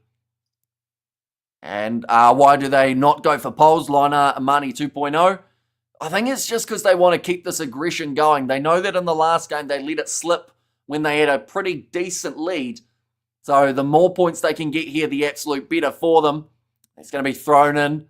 Not contested by the Lions. A little bit of wrestling going on the near side. But now the rolling maul. Getting that little bit closer, not just towards the sideline, but towards the try line too. Still moving. Ball is in hand somewhere in the middle. I think just managing to keep himself in the play, but the ball is staying in the maul, and that is Tom Curry and Tyburn once again stopping the Wallabies from getting closer. Porter is always bleeding, says Bill. And very intense defence and attack is one off. The Nick White man is indecisive and lacking in-depth skill to progress his team to a reward of digits, says Pepe there. And Bugger not taking the 3 was foolish, says Tony. Definitely because it was straight out in front of the post, wasn't it? Or actually, by the time they ran back across field, it wouldn't have been the easiest kick, but it still would have been a pretty handy one to have because the lead of more than 7 would have been on the cards. We have got there, sorry to say, but if Itoje goes off, the Lions' performance will improve, says Powerbite. And Curry close to player of the series, says Studs Rays. I think that goes to Tyburn, to be honest, ahead of Tom Curry anyway when it comes to the loose forwards. Tom Curry, for me, had too many games right near the start where, he was just throwing the ball away to the opposition. Tyburn, he's played the most minutes out of any player, and he's just, he just looks like a guy that has put absolutely everything into this series for them. I just want to see the defensive numbers here. Maro Itoje has made the most tackles out of anyone. Then it is Jack Conan, then Tyburn, and then Tom Curry has 54. But Australia, they are going to have themselves the scrum now. Mistake coming from the Lions. And this is where the Wallabies now to make some big decisions about what is next. Is Pedro playing, says Justin? He is not, no. Curry is overrated, always on the wrong side. A big moment for Australia. And also we have got their wannabe Lions need rugby officials. Says Michael, all teams need officials or else they don't have any way of playing unless you're just going with prison yard rules.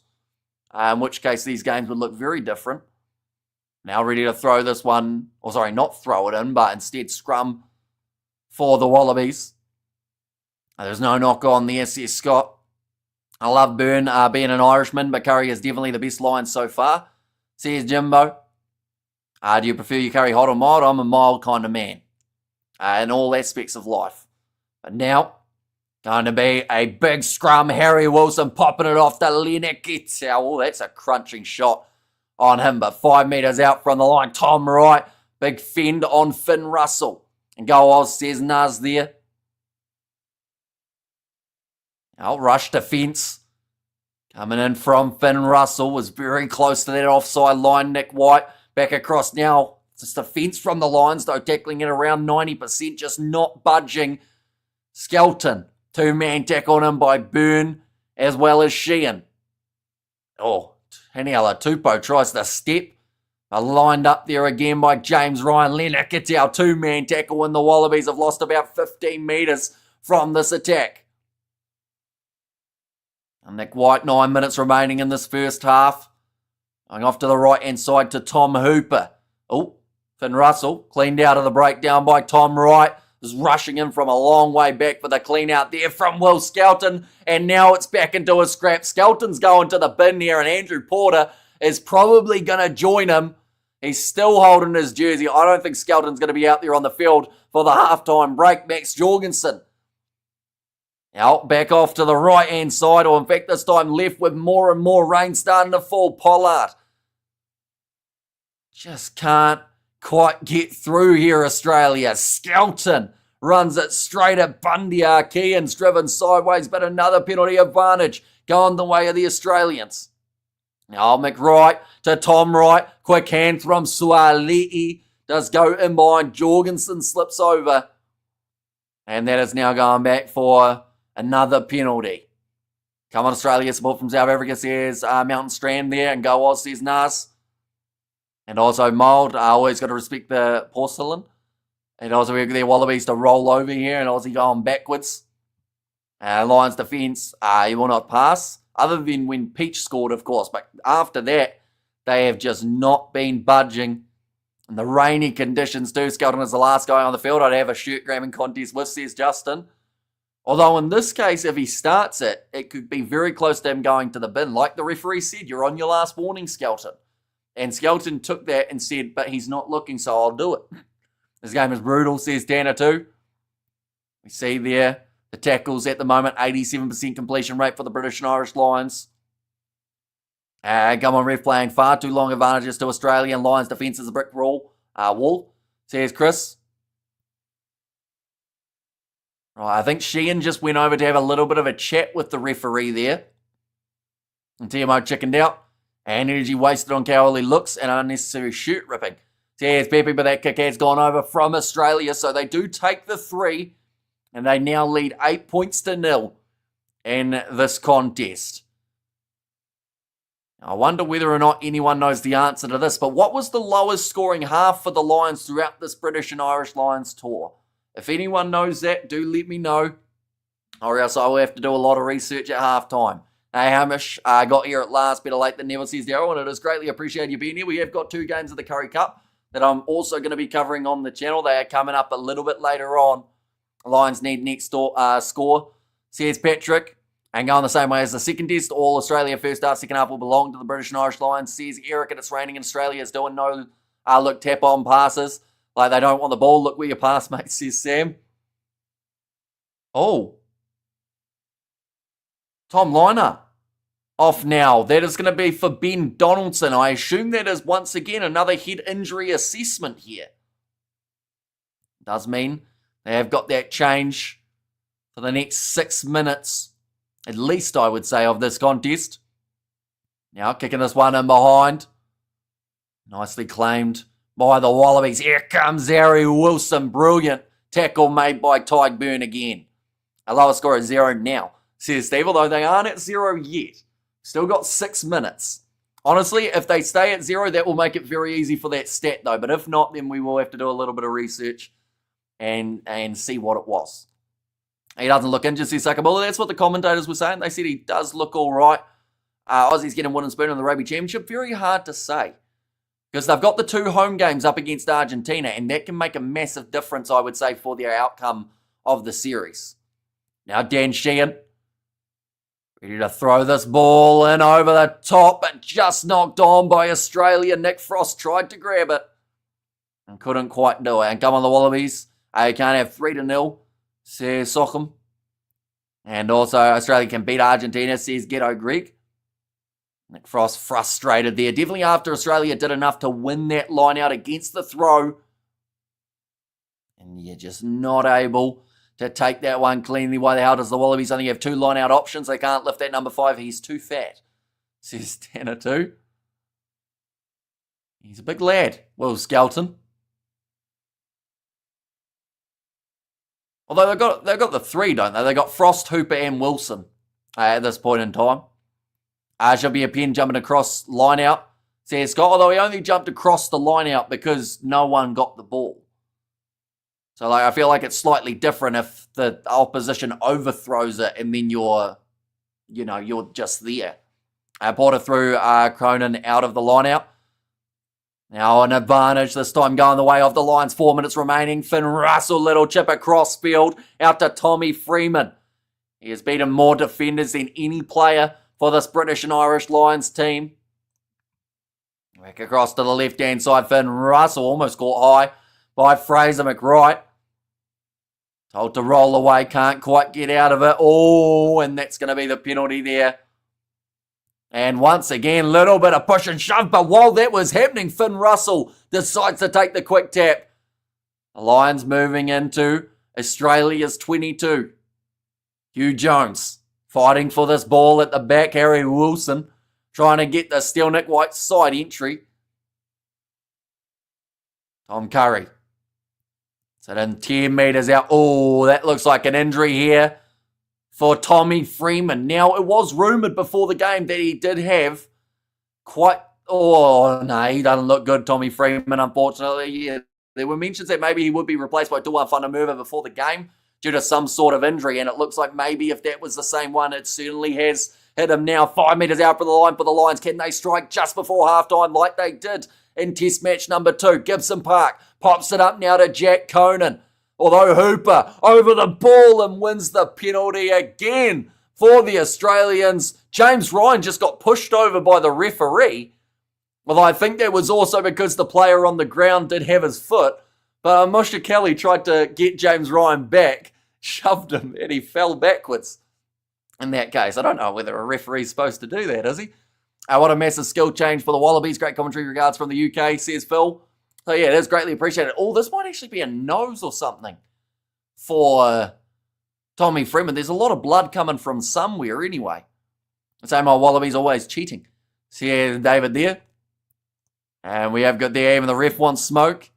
I want to see the replay of this because it just looked like, I know that the Wallabies player had him on the ground. Like, he had his foot after the push took place. But then from there, I think the ref tried to... he just dropped him. Or at least it looked that way. Ref, that was hands in the ruck penalty. Lions, Evie Wallabies, says Scott. And also, I would love to have a Lions game versus New Zealand in Eden Park Fortress. Well, maybe we will see that. Yeah, looks like the nose injury of Tommy Freeman. I thought he first initially kind of gripped his midsection. Oh, no, it's just going to be the nose getting smashed by a knee. The Owen Farrell is currently on the field now for the British and Irish Lions. Thingupa was off his feet. Let's move on. And France first in queue to play against the British and Irish Lions. Get in line, says Eric. Come on, mate, I love the biff, says Chris. And Freeman got a knee, says Jimbo. Yeah, an unfortunate collision as he was going down in the tackle. Okay, they've just shown up on the big screen that Farrell is on the field and everyone is booing, unfortunately. But that man, you know, as much as people wanted to hate the decision of him being out there for the British and Irish Lions tour, from what we've seen of him, he hasn't been too bad overall, Owen Farrell. Like, he's got the experience. He is now the most capped British and Irish Lions player ever. Now, short side, Gibson Park kicking the ball in behind, waiting for it on the 22. Was Ben Donaldson, fires it across to Tom Wright with a very lobby pass, but Wright's done extremely well to create a bit of space for himself. Nick White, now looking at the right-hand side, off to Tom Hooper. I'm sure I saw an elbow in there too by the ref, says Pepe there. And also, a ref should be given a yellow card at least, says Bruce, and he's a good player and experienced player, says Patrick. Now it's going to be kicked downfield again. Currently still the 8 points throughout this first half. Mac Jorgensen trying to slap it back. It's turning into AFL with those collisions in the air, trying to slap it onto their team side. Finn Russell, kicking crossfield, will go into the 22, and the mark is called by Tom Wright. And we have got this game being terrible to watch so far, says Morgan. Although when you look at the rain, you can understand that it's never going to be a like silky smooth kind of style of game. Like, sometimes it's even been hard to see the player numbers on the back because of how much it's been bucketing down. Like, the replay here is, once again, a perfect example. It doesn't look like it's that much rain when you're looking from far away, but when they go in for the slow motion replays, it is absolutely pouring. We have got there, Russell, poor choices. Lions need to do more work. Your scoreboard, or your scorecard is rubbish, says Yasin. Is that because the Lions are still down? We have got there good rugby, says Michael, and on right it's pure class, top tier fullback.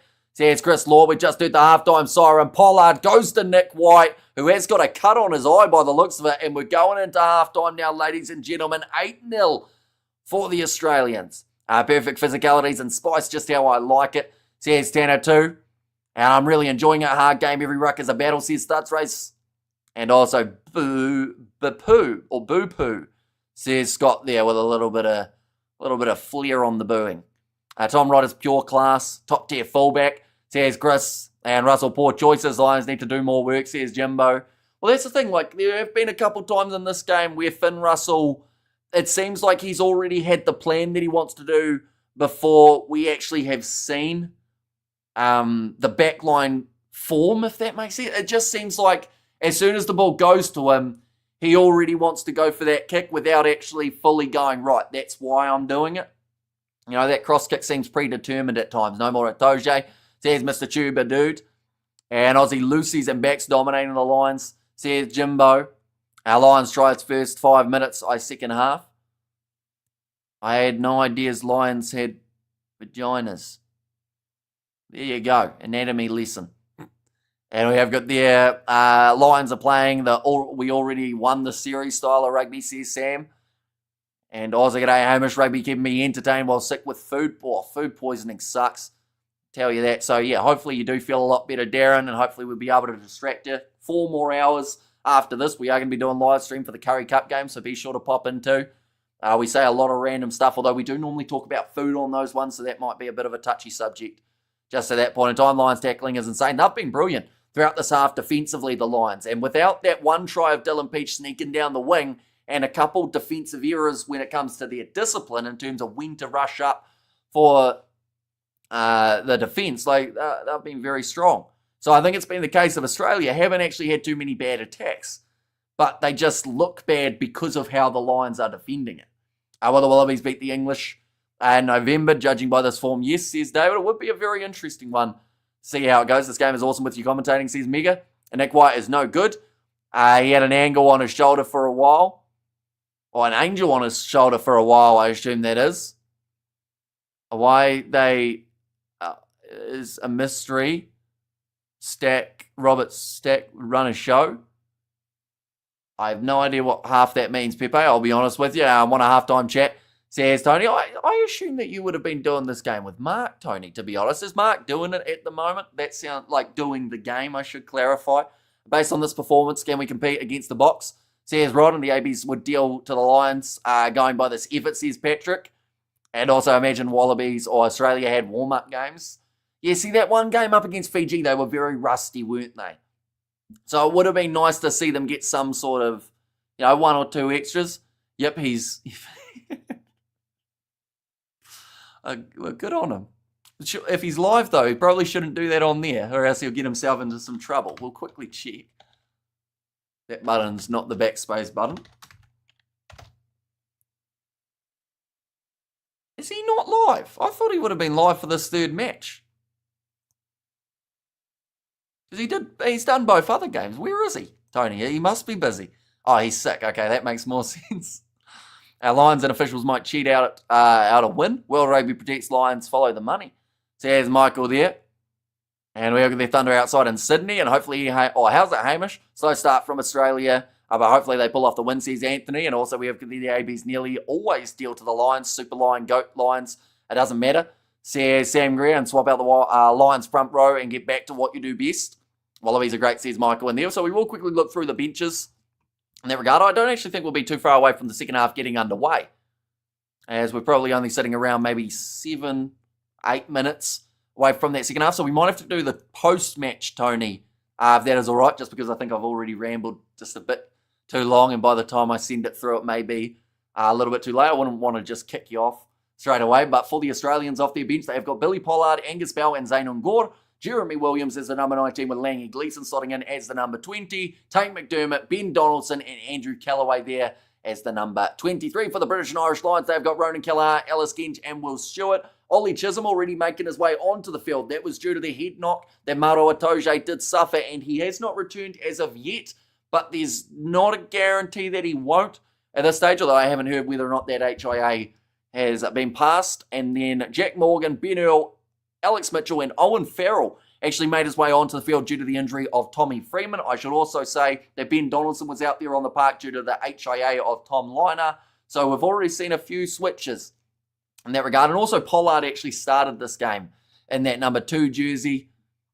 And it will be Brandon Paianga-Amosa making his way off of the bench. Our Wallabies are great, says Michael there. And swap out the Lions front row and get back to what they do best. And also, we have there's a warm-up to take on the Box. And Australia haven't been terrible in this series, so it's good for the Box game, says Darren. And also, we have there my favourite footy streamer, says Aimbot there. Thank you very much, greatly appreciated.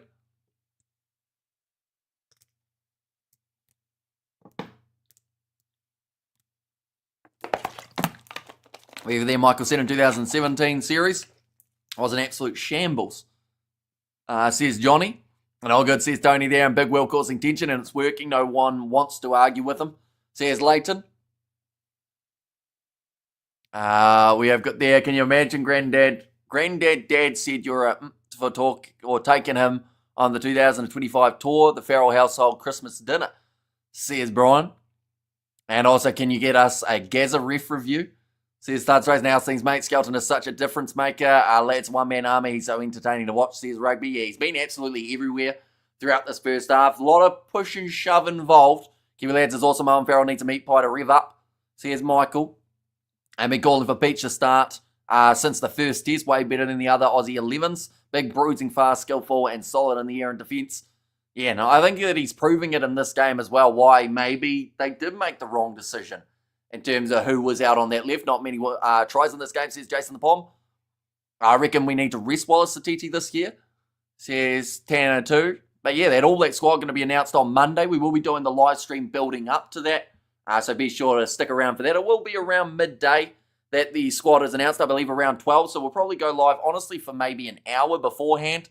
Talk about all things All Blacks getting into their Rugby Championship. Last week, Toje was better at staying in the referee's face. Wallabies captain must be more assertive, says David.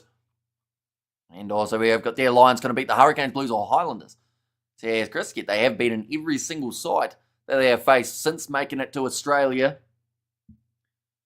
Yeah, you just have to wonder whether or not Australia here, can they pull off, you know, I know some people don't like it, but it is an upset if they manage to win this game. Yes, the Lions are up 2-0, but for the Australians, this game, you know, this is to get into the Rugby Championship spirit. They need some sort of victory because that one up against Fiji wasn't decisive. First two matches, they were close, but they couldn't get the job done. Try replay, Soilei footwork, next level pass was just good enough. And Wallace Artie with Tupou. Well, watch out, says Michael. Our Razor can learn from Rob Penny's and Clayton McMillan's mistakes by playing to Mighty Williams. And Sadidi too early instead of resting them, says Tanner too. Ray not bothering Aussie handling. Russell needs to change the tactics. Yeah, I think that at times he's just been a little bit too, like, I would say he's just been a little bit, I don't know, maybe a bit too predetermined in terms of his plan. Here's one for you. Sat in the back of an armoured car, says Anthony. Anyone send me a decent commentary? So I assume you're saying that mine's not decent. So I guess Sky Sports, Stan Sport. You'll need a VPN, though, to set yourself to another location. Currently half-time in this contest. 8 points to 0. Keep it 0, says Shane there. And also great to see a big crowd at the Southland versus Otago NPC. And Vicargill says, John, yeah, the Ranfurly Shield game between Northland and Taranaki also had a decent crowd in New Plymouth as well. And quite stripping down to his underwear. I don't know whether or not we should have a camera in the changing shed at this point. We have got there, Joe's an okay coach. Says Michael, he's been a Finn Russell, says Tanner too. And New Zealand and South Africa would smack them. Well, we don't know until 4 years' time where we may get to see it happen. Unless, of course, France or Argentina. It's Nathan Lyon, 139 test matches for the Australians. Didn't know he was much of a rugby bloke, but of course the Aussies have been in action for test matches quite often. And of course, Nathan Lyon, a well-known man in Sydney, is fun to move. Playing he is not. Although he has scored the most tries out of any British and Irish Lions player. So we'll have to wait to see whether or not he can stay that way. Or whether at the moment, I'll actually give you the top 3 try scorers. And maybe a couple more, depending on the tally. So at the moment, we see Duan Fundamover with 5. Hugh Jones has 4. Dan Sheehan and Gary Ringrose both have 3. Now, Ringrose not playing in this game. Hugh Jones and Dan Sheehan both are, though. And then a lot of players on 2. So it would take a hat-trick for one of those guys to tie it. But yeah, we'll have to wait and see what happens second half. No Lions in the UK or Ireland. Should be called the Badgers. And also the people who went to Wellington, Canterbury got their money's worth. Says Studs Race, yeah, some great players in those two sides as well. And that is one of the best things about this first round of the NPC. You get to see those All Blacks and the All Blacks hopefuls playing in those matches. Did Atoje come back on? If not, big loss, says Leighton. I'm not too sure yet, but I'd assume if he did pass the HIA, he would be able to come back on pretty much at the start of the second half. Springbok replay zone is here. Finally, Nick Snor's last rugby game before he goes to Hollywood. I mean, I could mention a South African player diving a little while ago, but we won't do that because, of course, that is a soft spot. But He's not the only player who has dived in World Rugby. I can tell you that right now, and he won't be the last either. Nick's had a good game.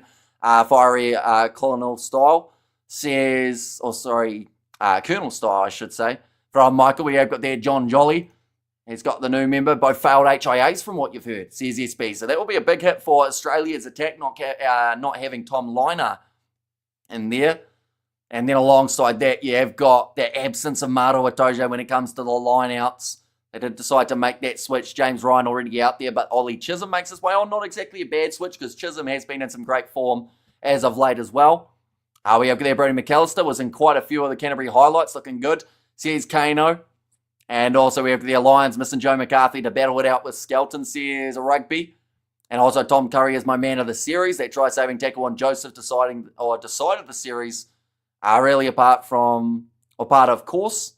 From that bad refereeing decision that says Demon the 11th. And did the Lions party too hard after last Saturday's victory? They look tired and second best in most respects of the game. I think it's just that hunger that the Wallabies have at the moment. They're being a lot more assertive out there on the park. They're trying to get into the action a little bit more. No, wait. I was wrong. Both the Lions boys failed HIAs. Wait, so that would be Tommy Freeman too, wouldn't it, after taking the knock on the nose? We have got their Nick Ginge and Stewart on. And such moany Aussie fans, Lions, says David. Although it does take one to know one, David, and you have certainly been one of the, I don't want to say whinier Lions supporters we've heard throughout this tour, but you've certainly been up there, unfortunately. But it is what it is. I think that there's always going to be that rivalry there. There's that respect underneath, I'd like to think, for a lot of rugby supporters, but it's sometimes hard to see. Take off Finn Russell and let Owen steer the Cats. Says Michael there. And one issue is that Itoje has always been a 5 and a 6 player, as is Byrne, as is James Ryan, as is Ollie Chisholm. So no wonder Will Skelton is monstering the Lions back, pretending Itoje was a 4 was very dumb. Says Power Bite. We have got there Nick White will be starring as Magnum PI in the new series Lowell, says Springbok once again. I could say something, but I won't. But once again, won't be the last player who does dive. I mean, we saw dive in recent times. Ligatic, we've seen him go down before. We've seen an Irishman, South African. It is global, unfortunately, and it's one of those things that sadly, that's the only way in some regards to get that TMO involved. Because even though they have a match foul play official in certain games, they don't seem to look for foul play. A time for some beers, says Dylan. Do you ever take a break, Hamish? In between these live streams, I'll have about a 40-minute break, somewhere around there. And we have got there, Hamish, what's your favourite pie? I do like a steak pie. And Hamish, Aussies World Champs of Moan and Wine. Is that a moan from you, David? We have got there, Skelton is regular size, says Michael. In what world is that man like a average size and weight for an individual? That man is much bigger than most in the international rugby world. I know that the youngster, Tuolangi for France, he looks like he's going to be quite a hefty individual in terms of that size and whatnot too. Top level rugby has less 20% of the games in the mind. And also just joined, tight score for half-time, full strength line squad, or are they seriously going for whitewash? It is a full strength team from this Lions side. Like Andy Farrell has put together what his best side he believes would be heading into this matchup. We've got a donation as well. Thank you very much, Dylan Unicorn. It is greatly appreciated there, mate. And Itoje and Freeman both failed the HIAs from what I heard. Not sure about the Aussie boy. I feel like no matter what Freeman's injury was before the game, should have put Dewan in the subs at least. Says SP. So yeah, now they have got Owen Farrell finding himself.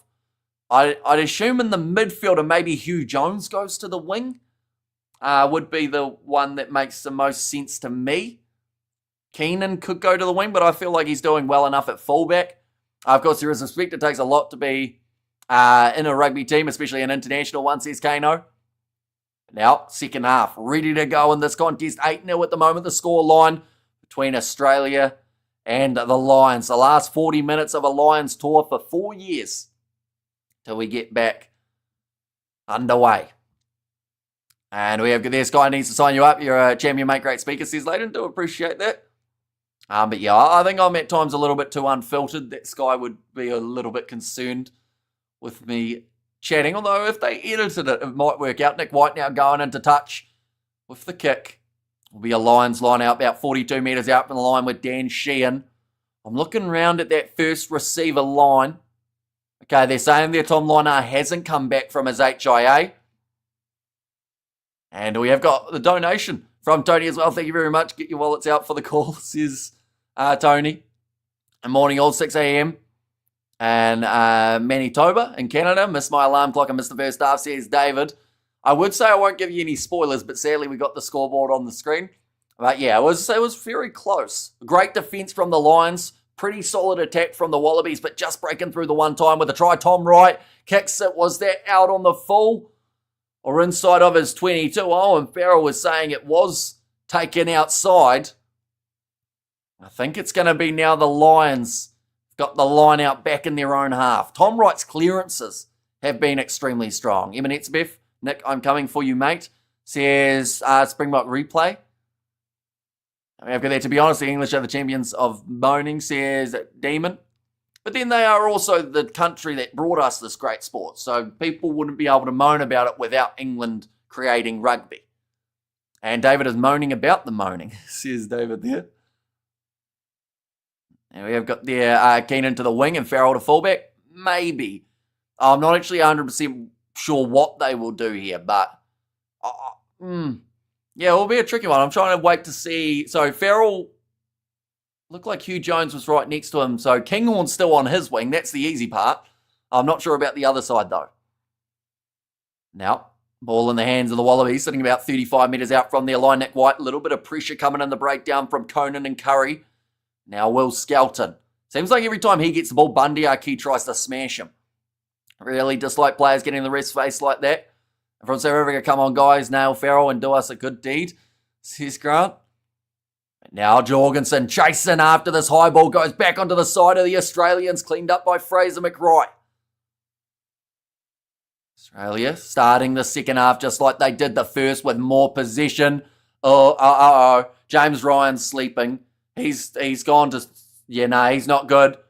At the moment, he tried to make a tackle on Will Skelton, and I think he's knocked himself out quite badly. Now Andrew Porter and everyone else is kicking off. Skelton was checking on him. That was actually the one nice thing we've seen Skelton do. He kind of tapped him, or not even tapped him, he just kind of placed his hand on him as if to say, are you all right? And then from there, Tom Curry came flying in to take out Nick White, who I don't know what he had to do with the whole thing. Hugh Jones to wing, Farrell to 12 and Bundy to 13. Says William. And bad technique can make you sleep. Says Sam there. We have got there, F's sake, not the time. Says Studs raised there. But yeah, this does not look good for James Ryan, ladies and gentlemen. He is still down. I think Ben O'Keefe's just told Tom Curry to pull his head in there and get out of it. You're always very fair when it comes to different nationalities. Always professional, says Zero. Okay, so they have got the stretcher on. We're going to see the replay now. Oh no, that's a terrible tackling technique from James Ryan. Unfortunately, it almost looked like he was half by going for the knee chop as well, but the only thing that chopped out the knee was his forehead. We're going to see it now.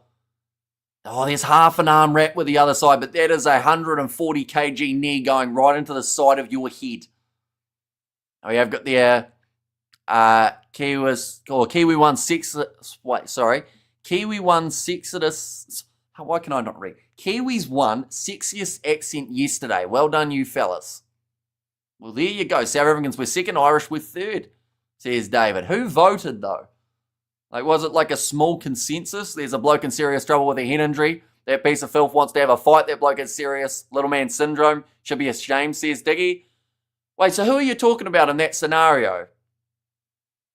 Because from what I saw, Will Skelton kind of half by looked concerned for James Ryan. Then Andrew Porter ran in and started pulling on his jersey, which then seemed to kick it off for the rest of them. This ref is shocking, says Crimson.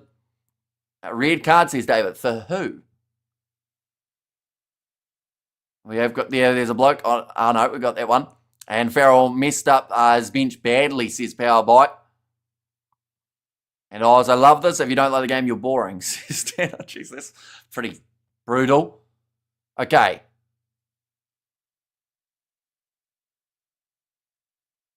Okay, referee there, Amusha Kelly has said number 5 started in the first half. Andrew Porter started it there. So he has just said no more warnings for you two sides. Okay, next time, whoever starts it will get a yellow card. And ref has no control of the game at all. So it's going to be a penalty against Andrew Porter for starting it. Okay, so there we go. Mushra Kelly has just said Andrew Porter started it. Nick White reacted off that. So because of it, it's going to be a penalty for instigating against Porter, just like they had against Skelton in the first half. Did you tell them to leave Roof? So you could tune in. Says John there, and Tom Curry is a little weird. He overreacts here. Complains that Bongi called him a name. So what, and who cares? Says Power Bite. And I was like, come on, Lions, get a try, says George. I think now it's very crystal clear here. Any more play from either side that is against the spirit of the game, or in terms of the I don't even know what to call it, instigating, I guess. I had no idea that nasally grunts were considered sexy accents. Well, there you go. That seems to be what they enjoy, though. I definitely wouldn't put us near the top. And then we've got a lot of different accents in New Zealand. Is it kind of like the straight up like normal Kiwi accent that I've kind of got, or is it the Māori accent, or is it the Gore accent where they go rrr, like they're on the phone all the time? What one is it? I have to say, but we need the Lions to make a comeback to save the game. And we have there the knock-on, or the head knock-on line I was discussing, misread card. Every big call goes to the Lions. Says Tony there. His game is becoming shambolic. And Lions can certainly pull this out. But it is, of course, the end of the long last leg of a trip. And how many of you know the origin of naming the placing of the goal line a try, says Ian? Oh, we're going to get a history lesson in there. I actually don't, to be honest. That's the worst match of the tour, says George. Sonny Bill Williams stutter accent. And poor Gore catching strays here, says Kano. And the Gore accent crack up, says John. And just showing the one try that we have had in this match, though. It was Dylan Peach who was able to score it. One moment, we'll go like this. I am very curious to know what the odds are sitting at the moment, because they are down by the 8 points. And a discipline could cost us all. And in South Africa, we only have the Ford accent. And it's right read for the ref, says Barry, and try is when you touch down to attempt or try a kick, says Pepe. But they are still helping James Ryan off. This was a really nasty head knock. And unfortunately, it was just a unfortunate one. Will Skelton actually going over to James Ryan there and checking on him and just kind of giving him that little bit of a tap. That's the thing. Skelton is one of those guys that, he looks like he loves getting involved with push and shoves and whatnot. But in that case, he was just running at James Ryan, and James Ryan sadly put that head on the complete wrong side and took 140 kg knee to the side of the head. So hopefully he's going to be all right, but he will definitely at least be concussed in this case, I would think. It's half-time, says Sam. It's not half-time. No, it's currently sitting 43 minutes. Wait, what's just happened here? Okay, Amusha Kelly has just clarified to Dan Sheehan that is number one's final warning. Seems like there have been a lot of stoppages in this game. There have. There's a massive amount of rain falling. But that has not dampened the crowd's spirits for this game. Oh, second half delay, ladies and gentlemen. That is, okay, that wasn't what I was saying. I thought it was a warning for James Ryan. Or sorry, not for James Ryan, but for Andrew Porter. We've got play suspended due to lightning strikes, ladies and gentlemen. I mean, welcome to a little bit more drama for this Lions tour. How long are they going to be off for? Probably I'd say maybe there's a chance of 30 minutes or something. I wonder when that happened. I also wonder whether or not if we had that stoppage, or if we hadn't had that stoppage, whether or not that would have happened. This game being a disaster, says Morgan. Yeah, they're now just having a bit of a concert for the crowd with some loud music playing, but delay in this Lions tour closing contest. One of the Aussie commentators just said, does that mean we win?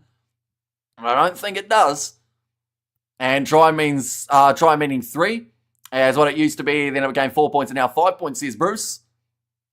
And yeah, I feel like this is the perfect comment for it. Seems like there have been a lot of stoppages in this game. There's literally a massive stoppage now where we've got a delay in play due to lightning. What do you do if you're a player in this case? I know that we've had it in South Africa before. I think it was a game of the URC. So it looks like half the players are sitting in they're just chilling. They're like, what do we do? Fraser McWright's on the assault bike. He's decided, nah, might as well get me miles in. Harry Wilson giving a bit of a team talk. James Slipper, he's got the arms back. Wait a minute, bad weather is approaching. Patreon sitting in row 1 to 19 of the lower seating bowl. Head to the concourse where it is undercover. Follow instructions of stadium staff. All other Patreons, please remain seated. We'll tell you what, that's going to make you want to stay seated, isn't it, when you get a strike warning about a certain region of the ground. And that was unfortunate. I hope James Ryan is okay. Yeah, just a really unfortunate knock. He will not remember the lightning strikes, unfortunately, because I would say that he has been heavily concussed. That's weird. Says David. As happened in the NRLW games earlier today. This is ridiculous, says Pat Star. Get Harry Potter on the field. It's the Dementors. Hello, says Florian. Welcome in. Hope you're doing extremely well. Grounded the ball over the line. Originally scored no points. Gave you a try at kicking a goal, says John. I told you this might happen to the studs raised and delayed games sometimes helping the losing team. Does that mean the crowd needs to get out of there? That section do. They have been told to get on out and stand under the concourse, which is a fun word. If the game is abandoned, Wallabies win, says Paul. And FFS no roof. Joe Schmidt doesn't even have a chair, says Sam. Although he looks like he's going to be walking around trying to fire up the team. But like I said, what do you do in this scenario? Because you've just fired yourself back up to go out there for 2 minutes of rugby before you are now cooling back down. Australia are favourites, ladies and gentlemen. $1.60 compared to $2.25. Now, I would assume if this game was at the potential of being cancelled, they would not have the odds. They would have it suspended. Good evening, Amish. Really enjoying your commentaries. Keep up the great work, mate. Says Richard, thank you very much. Porter misunderstood what the total gent was actually caring for. Ryan. Don't think the refs is in control. And they might as well go and have a beer. Well, you think they just shake hands like a test match where they're like, we know the result, even though like this result is not determined by any sense of the word.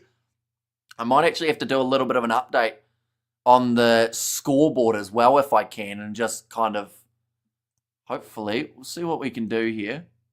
Go like this. And we'll go like that. And like this, one moment, ladies and gents, we will be like that. And if I go here,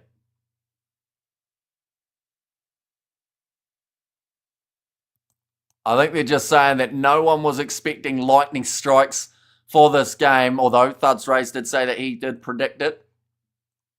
One moment, go like this.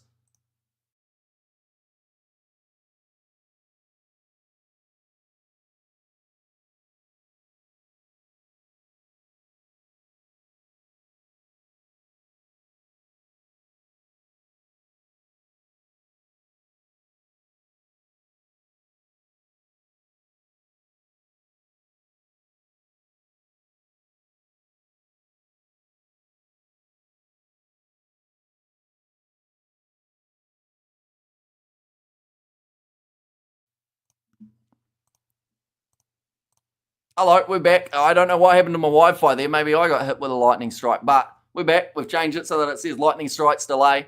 But 8-0 for the Wallabies. What is going on? Hollywood strike again with special lightning effects. Says Springbok replay zone. The game's gone soft. I played a cup final in -2 with a foot of snow on the pitch. Says James, yeah, although that's a little bit less dangerous than getting hit by a bolt of energy, isn't it? When you think about it. Like, you might freeze your feet off. You might get frostbite, but you're not getting fried. We have got there, they might as well go and have a beer, says Phil. And also we have got there, the break might help the Lions get into this game, and Smoko says Rugby Merlin there. And it's like that 1995 Rugby World Cup semi-final. Played in the tropical storm. What a shame, it's been so exciting. And also a try is called a try because in the early days of the sport, ground the ball over the opponent's goal line only gave the attacking team a try at the goal. Meaning an opportunity to kick, says Ian. And also, does suspended mean the game's over, or will it come back? So suspended just for now means it hasn't been abandoned. So the word that we don't want to see here is either cancelled or abandoned. But suspended just means a short amount of time. Little bit similar to a suspension. In a rugby context, you end up with a few weeks off and then you're back. So you're not banned indefinitely. They will be back out there if the lightning strikes are cleared. So they are pretty much just clearing out one area of the stadium where they're expected to get a couple little zaps. And player safety, says Stephen there, and also crowd safety too. Of course, like a lot of people would have said, nah, we can just sit there, but like you don't want to get zapped by the lightning, do you? That would ruin a weekend, I think. What happens if they can't get back to playing, says Kiwi Rob, then this match would be abandoned, and I assume that Australia would actually win it at this stage. They put the covers on, says Patrick. But a lightning strike on the scoreboard, says Rugby. And crowd singing, says, and Soviet Russia, they're having fun at the moment in the stands. They're not minding it too much at all, although it is a weird thing to have. We have the Al Skelton. I assume you're not talking about the fact that like James Ryan got knocked out from trying to tackle him, right? I assume you're talking about what happened earlier on in the game. Total FUBAR, and it's just the Lions bench, no roof in Sydney. And we have their game will be suspended. Whitewash, says David there. And we have there why Australia is so dirty. See, once again, surely you're not talking about that last like Ryan injury, right? You're talking about the one beforehand. And we have got there Skelton has gone away with throwing punches and a clear knee to the head on Ryan. You're joking, aren't you, about that Ryan one? Surely you are. Because, like, Ryan tried to tackle him. We're not the only ones who saw literally a tackle attempted and Skelton running at James Ryan. Right? Is there a legit time limit on suspension of the game? I think it's like 2 hours. So hopefully it doesn't take that long. I played a game in which a player went off with serious hypothermia, snow and hail. Says power bite, and Lions need to swap out their pads and hit the glass barbecue. Has there ever been a rugby game in the snow? More so back in the day. All right, I watched rugby for years, but never ran into something like this before, says SP. And we have got there watching the F1 practice. Let us know if anyone gets hit. And how's your mate George? He's doing well. We actually went out golfing today. Me, George, Daniel, and Isaac, all the Kiwi lads. There were some rough shots in there. I'm with you, Hamish. How long is the delay, says Xavier? It does depend on how long until they can feel like it is safe.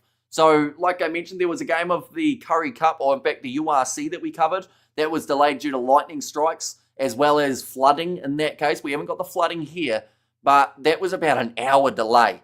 In that case, is Tim Curry doing okay? If we're talking about Tommy, he's been physical throughout this match. The players, some of them have got their boots off at this stage, ladies and gentlemen. So, you know, it's one of those ones. This is a little bit of rest and recovery. This is almost like a second half time. And where the hell has this been from Tupou the last 2 years? He's been class. Says Xavier, I don't know if this has been asked, but if Lightning stops the play, does the match become a non-contest or whoever is leading wins? I actually, if I'm honest with you, I thought it was whoever was leading, but I couldn't be sure. It might actually be the case of, okay. Yeah, I think it could be either one, and I honestly don't know. But I'm seeing Will Skelton put his kit back on. And also Hugo Keenan's putting his socks back on here. So I would say that maybe the players have received word that we're not too far away from getting back out there on the field. And it's up to George, says Naz. And once I saw a game with a ref, had a heart attack on the field and died. I was the ball boy, says Patrick. That sounds very traumatic for yourself. I'd love to have Skelton for the ABs. Yes, please, says Leighton. And do it again, Skelton. Don't get carded. Ryan can't tackle, says Shane. And any which way but win, says David there. And also, is there a league tomorrow or on in Sydney? Because would they play it tomorrow? I don't think they can. It's not really like a golf round, how they can come back the next day and finish it off. I think that they'll probably, they just have to say it is completely abandoned. I'm not sure about the NRL in terms of where the games are tomorrow. One moment, we have a look. West Tigers versus Bulldogs and Sharks versus Cowboys are the two games coming up. But yeah, it seems like the players in the background are still warming up. It looks like the reserves are the ones who are doing a lot of the yards inside of the sheds. Listen to you from Cladden, says Michael. Welcome in. I must say, Hamish and George days. I'm trying to hopefully get him for the NPC at some point. I know that he'll be watching this game, so he will be utterly confused about what is going on now. When is the 7 series kicking off again? I actually don't know. Because they've got a new format, so I feel like that affects things a little bit in terms of what the next big moment. Oh, hang on. That was a really important bit of information there. I'm going to have to put on my second headphone and turn up my headset. Right. So the gist of it I just heard, though, is they have like a 30-minute period. Right. It has to be 30 minutes without lightning or without a lightning strike. So if there is a lightning strike, the timer resets to another 30 minutes. So pretty much from here, ladies and gentlemen, we could have about a 25 more minute delay.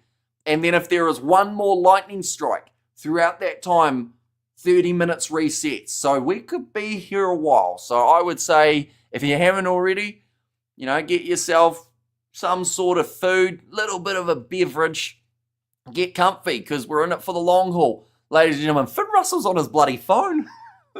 Is he allowed to do that? I know that the players aren't really supposed to have their phones in the middle stage. He's probably checking the odds, stick a bit of money on himself, get it a try, or miss a kick.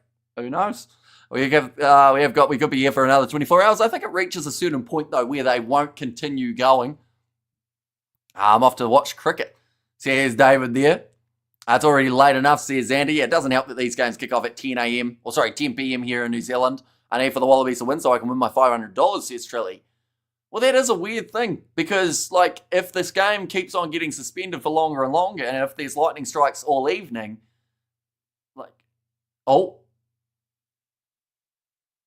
okay, we got some match day manager clarity.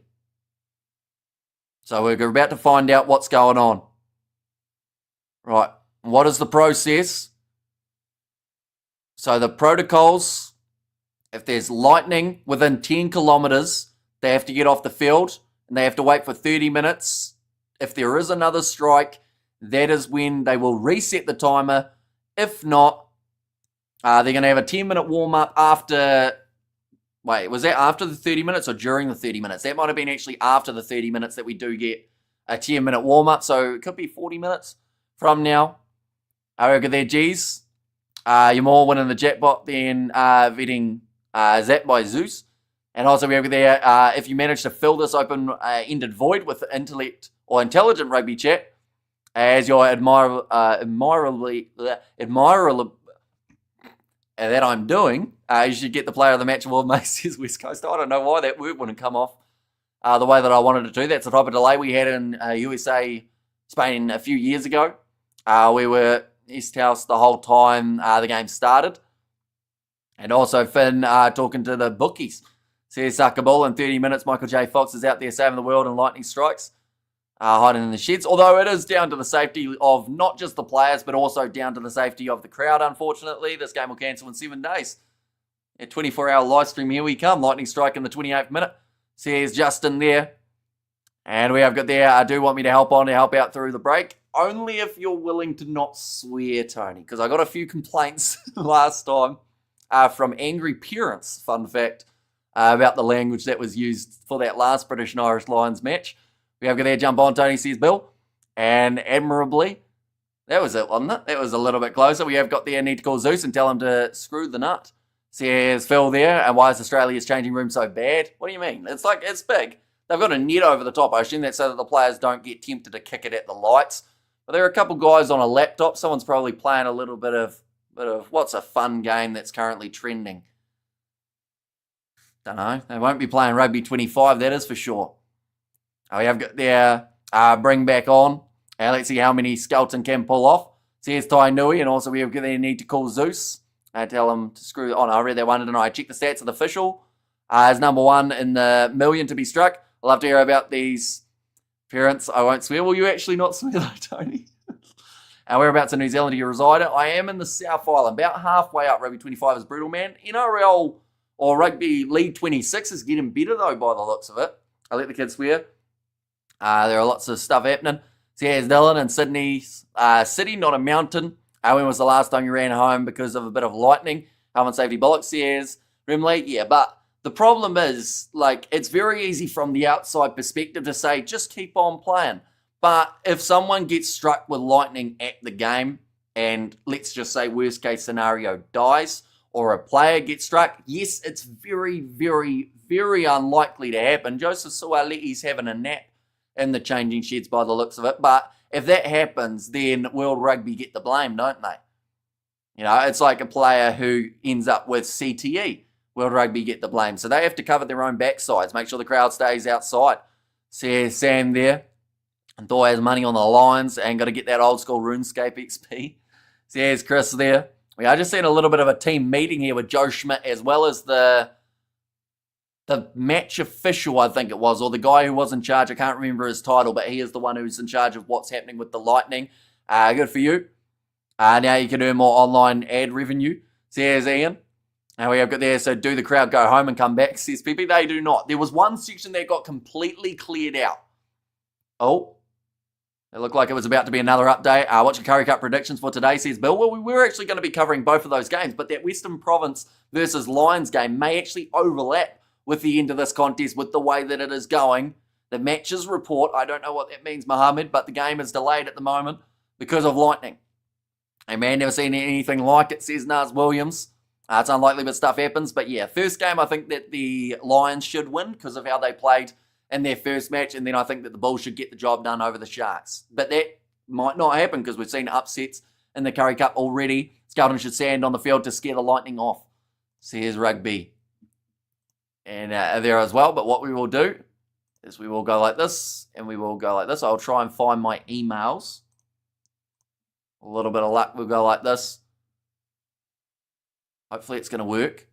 It is taking its sweet time loading. It's a slight concern. I know that my Wi-Fi cut out about, what was it, about 5-10 minutes ago at the same time as the lightning and whatnot was happening. Go like this, go like that, and I like that. But yeah, unfamiliar times. We have got there, hopefully we'll see a bit more sideways movement of the seam during the breaks. Here's Australia Sports, and does ball lightning only hit guys? Does ball lightning only hit guys? I have no idea what you mean, Wafer. We have there, Skelton should stand out. I know I read that one, and there was, they're not coming back on until Earl wakes up. So here's Tai Nui, so the guys decide if it's truly bad game and send it to the bolts of lightning. Seems good judgment from above. Listening online in remote Sweden, says Stephen. So yeah, it's greatly appreciated for so many of you tuning in around the world. Now, if you're confused at why I'm still talking and there's no commentary, it is because this game has been delayed in a weird fashion, ladies and gentlemen. Something that we're not used to seeing, and that is due to lightning that has suspended it. So just quickly having a gaze, when did the players go off? It was around 18 minutes ago. So unfortunately, we don't have like an on-screen time that each time the lightning strike goes off. But if there's no lightning strikes within 10 kilometers in the next, I'd say about 12 minutes, they might have a 10-minute warm-up, then they're back out there playing, because of course they also have to try and warm the players back up. We have got there, can we change the name to Ireland? And a few other friends versus Australia on the scoreboard. Says Rugby, but the thing is, when you look through at the tries being scored throughout this year, Ireland scoring 17, Scotland scoring 14, England have 12, Wales have 3. So, you know, Scotland's only 3 behind the Irish when it comes to the tries scored. Do you have any other, any graphics option like a scroll for a game delay? Well, I thought lightning strikes delay was pretty specific. According to ChatGPT, if more than 40 minutes of the match has been completed, the match cannot resume. The result at the time of abandonment may stay at the final result. Right, okay, so that's some very handy information there. Because that pretty much means if this game is called off, Australia will win it and it will become 2-1 in the series. Also, if the game is cancelled, will results stay with Australia? So by the sounds of it, yes. Okay, so they've still cleared out that same area. But it is still raining too. It's been an awful night for weather. But GBT know what it's talking about. We have to assume so just at this point. And hope for the best. Sheehan try. No Dan Sheehan try at this point, Stephen. So if you put your money on him, you might be losing it today.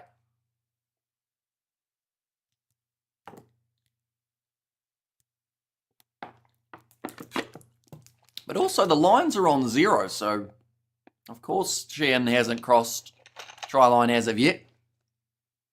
Report or not? I think report in some contexts is used as a different word, I assume.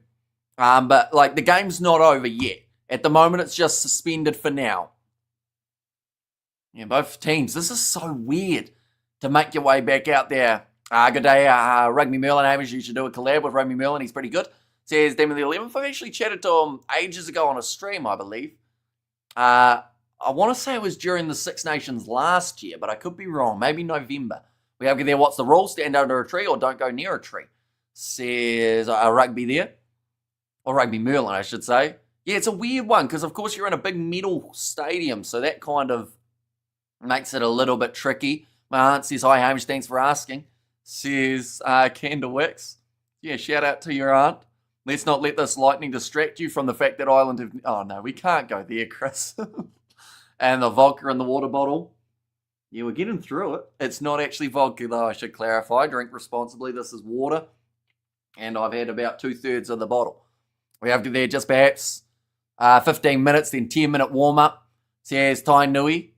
Yeah, so we could still be looking at around 25. It's pretty much taken away any break that I had between the two live streams, I will mention, but I'm going to be straight back into it before half time, or half game may restart it or replayed in full at a later date, depending on the scheduling and competition rules. Sometimes it may be declared null and void, especially in pool stages of tournaments. Says Xavier Brown, and also we have there Get on the Beers. Says Bill, and has anyone seen the new Naked Gun? Any good?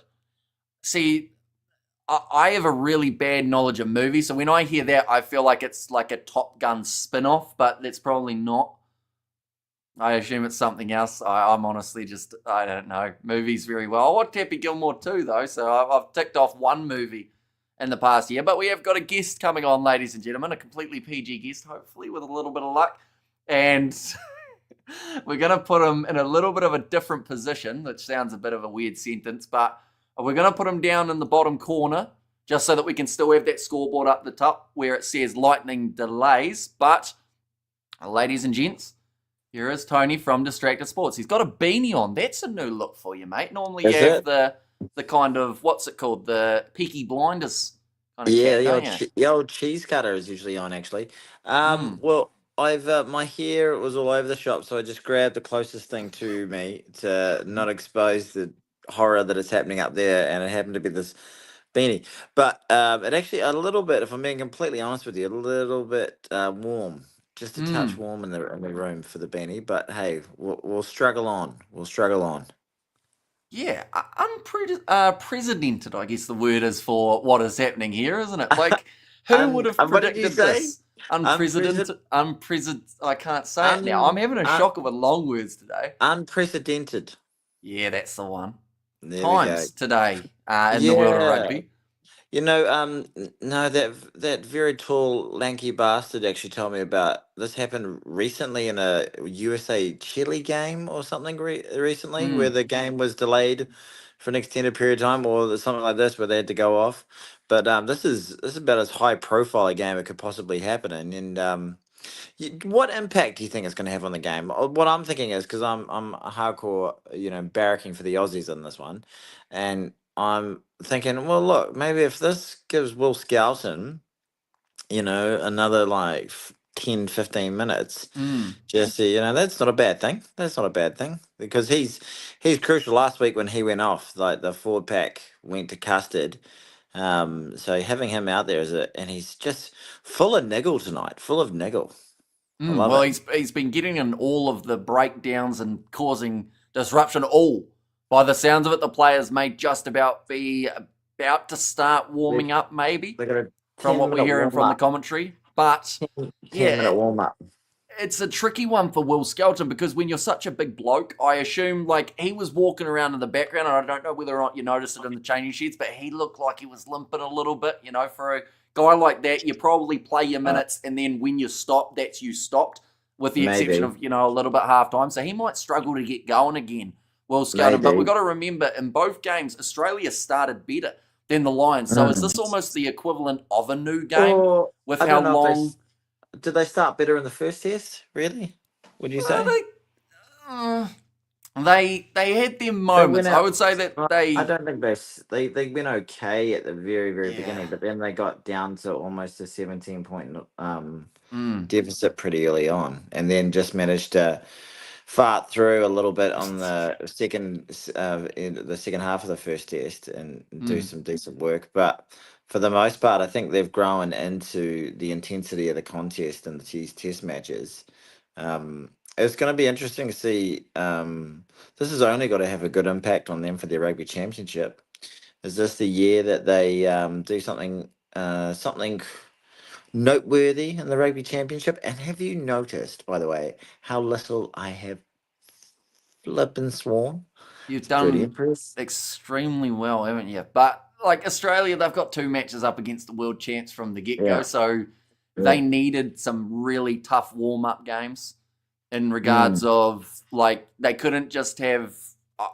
I don't even want to say any team because I feel like that would sound like I'm like belittling like an international side, but they did need some really top opposition. Yes, they're going to take a few bruises from these series matches, but they needed that to get into the mindset of facing a physical South African team because, I mean, we saw them up against the Georgians and also up against the Italians. They were pretty much just trying to bulldoze over them at times. And to be fair, Italy and Mm. Georgia fought back nicely. But, Mm. okay, we are seeing players once again getting dressed. Will Skeldon's taken his shirt off about 3 times in the changing Are sheds at you this you point. ahead of me? 'Cause what are they doing? Maybe. I'm Are you just seeing a watching highlight. Suoliti doing like he's doing like a little bit of a dance with the ball in hand for Suoliti? No, Have you got that at the moment? I'm Oh, I'm back. watching No, a never mind. highlights Sorry, package. I was back at the start where they first called it off because I was trying to work out what the time was. So Will No, Skeldon has not taken the kid off 3 I'm times. It's seeing just I've a watched it 3 times.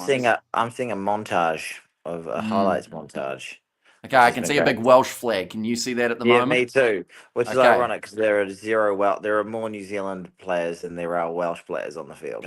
Don't be like that, Tony. Jack Morgan, he's going to be making his Is way that off the bench. factually okay? Tell me this factually. Are there Oh, more players born in New Zealand than players born in Wales on the field right now? I will have to interrupt you, Tony, because we have an official statement which says play will resume at 9:50 p.m. Australian time. So It's that is 9 minutes. in 9 minutes. The 9 minutes. players are back out there on the field. They are warming up, and luckily, well, that's the thing. As long as there's no lightning strike in the next 9 minutes, imagine if we Yes. get out there and then 2 minutes later Oh, I just something think out. That would just suck, wouldn't it? I think this is I know you took the very much party line of like, oh, if somebody's like got struck down, it'll be bad on World Rugby.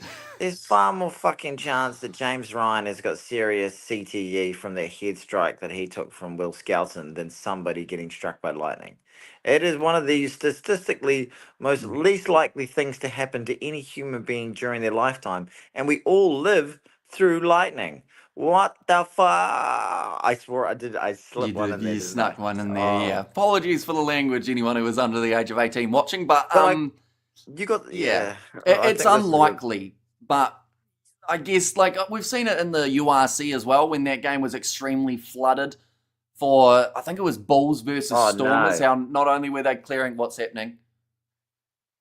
they're not going off again, are they? No, no, they're not. Okay, hold on.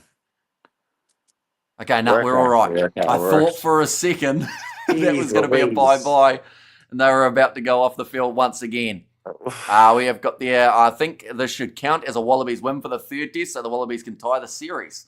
Says Rugby Itch. I'm not sure where the maths is there, Tim, but Yeah. And technically, it's I reckon it's a what do they say? A spiritual win, an emotional win for the Wallabies. What do they say? Because I'm very much in the camp that last week that was a penalty all day, and twice on okay. Sundays. So I think it's a real shame this isn't for the decider. But you often see this when it's a dead rubber. The team that's up just lacks maybe 0.5% of intensity. And I think you saw that probably in the first 12 minutes. But I've heard a few people saying this is the worst game they've seen of the series. I thoroughly enjoyed that first half. I thought it was brutal, it was fiery, dramatic, it was wildly physical, very intense. I don't know. Was I just invested in the result? That's why I thought it was so good. What were your thoughts? Oh, I thought it was a pretty decent first half. Of course, not the result from the Lions that they would have been looking for after 40 minutes, but there was just something about it. And maybe it was because there was so much push and shove from the get-go, but you can see that obviously to the players, this isn't a dead rubber match. Like they still want the clean sweep. The Lions and Aussie want to prove that, yes, they didn't quite get it done in the second, but they want to beat them in the third. And they're in a good position to do so because really now you're playing a 38-minute game of rugby, aren't you? So all the gas tanks you would think are almost back to being as close to full as they can be. How much time remaining? If the game resumes, about 38 minutes, so plenty of time to go out there and just throw everything into it. There's a lot of time. Where are the Lions are running out Here again. Come the Lions now. They were a little bit later getting out onto the park, but obviously they have a different mindset to the Aussies, and they just want to go out there, get maybe about 5 minutes of running around in and save some of that energy maybe for the later stages of the match rather than exuding it now. There's Liner talking to his dad, Liner. He is. He did not come back from the HIA, did he? Did you see the incident? I didn't, but you said it was red card worthy, so I'm sorry, I did it again. I apologize. It was foul. It's a foul, and his head's exposed. I think was it Sheehan? I can't remember which player was it. Sheehan. It's direct contact to the side of the temple with force with the shoulder at the bottom of the ruck.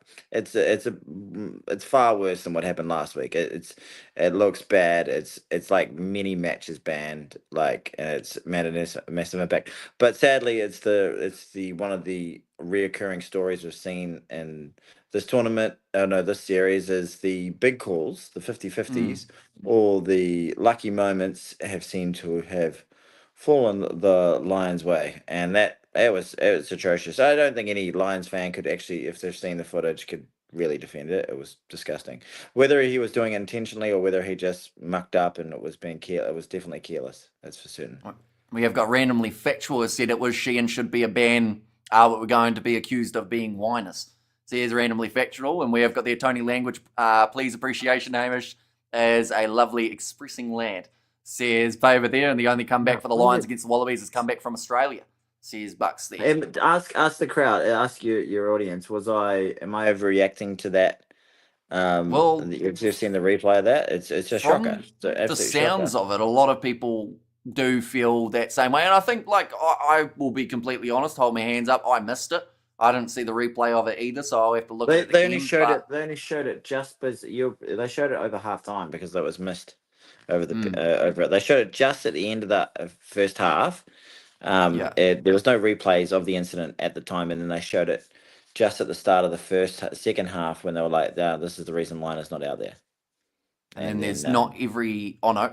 We got from Ange about not every head contact should result in a penalty, although if there is foul play involved... Oh, God, Ange needs her head read if she doesn't think that one even results in a penalty.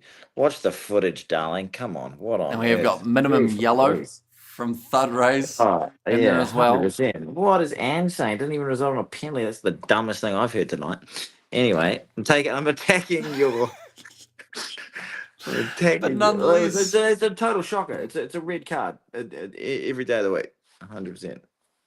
We got Wild to be playing rugby at 10 p.m. at night, says Chris Lord there. Yeah, it's a late game. Like for us in New Zealand, this is the time that all the British and Irish Lions matches have taken place, but it's going to be a late night trip for the people who are at the stadium. I'm an old man. This is well past my bedtime. Not like you. Jeez Louise. 11:45 at night here. This is the middle of the day for you, though, isn't it, pal? You bloody vampire. It is. I've still got 2 more Curry Cup games a little bit later on and some NPC. God. You are a dedicated man. Give the man some money, you tight bastards. I don't know. Didn't know where that was going. You look at it. He works his butt off, getting these games up, staying up all night. So you've got someone to call the game. Especially if you can't catch it, throw him a couple of bucks. Just if you can't throw him a decent amount, $5 here, $3 there, whatever. Just imagine it's in your pocket. Imagine he's at the traffic lights, washing your windows, and he needs a couple of bucks. He deserves it. Come on, chuck him some shekels, you tight buggers. But yeah, nonetheless, I think we're about a minute away from the start of this game. Salah did say that Tony should do it first, although he did donate $20 earlier on the live stream. I will clarify, very generous from Distracted Sports. But nonetheless, mate, I think we might have to ditch you just at this point in time. No, it's one tiny little swear word. Yeah, you did pretty well. 2, 3, maybe. No, I tried my best. Working on it, I can't believe you got complaints. You actually got complaints. I did, yeah. I got a couple. Bloody. nonetheless, enjoy the second 38 minutes half of this contest. Stay classy, player. Yeah, we'll see you later on. See you, champ. Ta-da. Oh, I cut him off. Hopefully you guys could still hear him, even though I did cut him off a little bit early on the stream.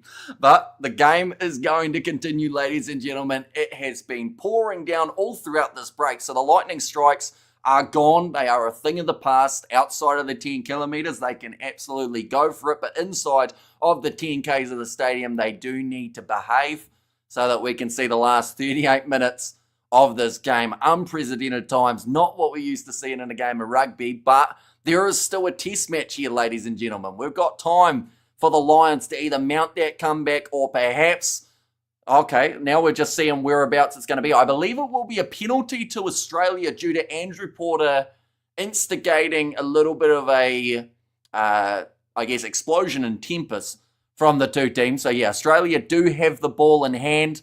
Looks like Ben Donaldson. Time to change it to the time of the game. Said a bit about lightning. Hang on, we'll go like this. And we will go like this, like that. And what does it normally say there? Did it say like second half, I think? Maybe. We'll go like that.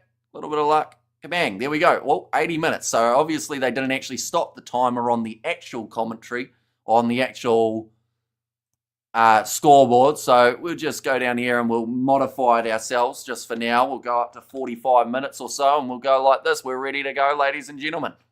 Ben Donaldson kicking us back underway for a match that has been one of the longer in recent times and by far the longest of this British and Irish Lions tour. We have got there, Sheehan complains and knocks him out. To rate TMO so bad, says Michael. Is this going to go over the other game? At this point, no.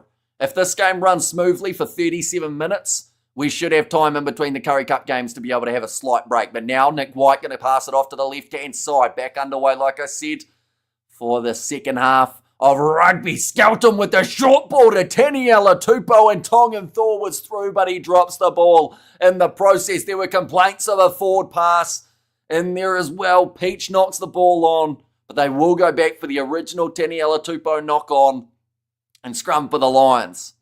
I agree, was a rear card clean out, no doubt, says Max there. And just prolonging more Aussie tears, says Tom. Well, if they're going to be doing that, the Lions need to kick it into second gear for the second half. Their defence has been phenomenal. They've saved them multiple times with the way that they've been able to stop the Australian attack, but they have to mount their own offence here too. If this half takes 37 more minutes, it will be a miracle, says Suds Ray. Yeah, we're probably looking at about a 50-minute half from here on out. So I will still get like a 8-minute break before the next live stream. Oof, big 40 for both teams, says Rugby. Merlin there, sorry. I keep on just saying rugby rather than Rugby Merlin. But now, ball about to be fed in by Jameson Gibson Park. And the thing is, when do subs need to take place now? Because both sides theoretically will feel pretty fresh. Front row's going down in the penalty awarded to the Lions. But about now, ladies and gents, is when a game would be over of the British and Irish Lions tour matches. You know, we'd be talking about who walked away with the victory. But instead, we've still got 35 minutes of rugby action to come. Finn Russell kicking it downfield and into touch. Who will be the player after such a long break that steps up and perhaps wins it for his side? See there, Taniela Tupou having some troubles with Ellis Genge, who has made his way onto the field for Andrew Porter. Will they penalise off their feet and sealing off, or just ignore it like last week? Says David Mitch. Unfortunately, we mentioned about it earlier on. Those laws are so intricate that sadly, like, they aren't picking up everything at the moment. I think they need to simplify the law book. They're just showing Ellis Genge there. Looks like he's got the new buzz cut for this matchup.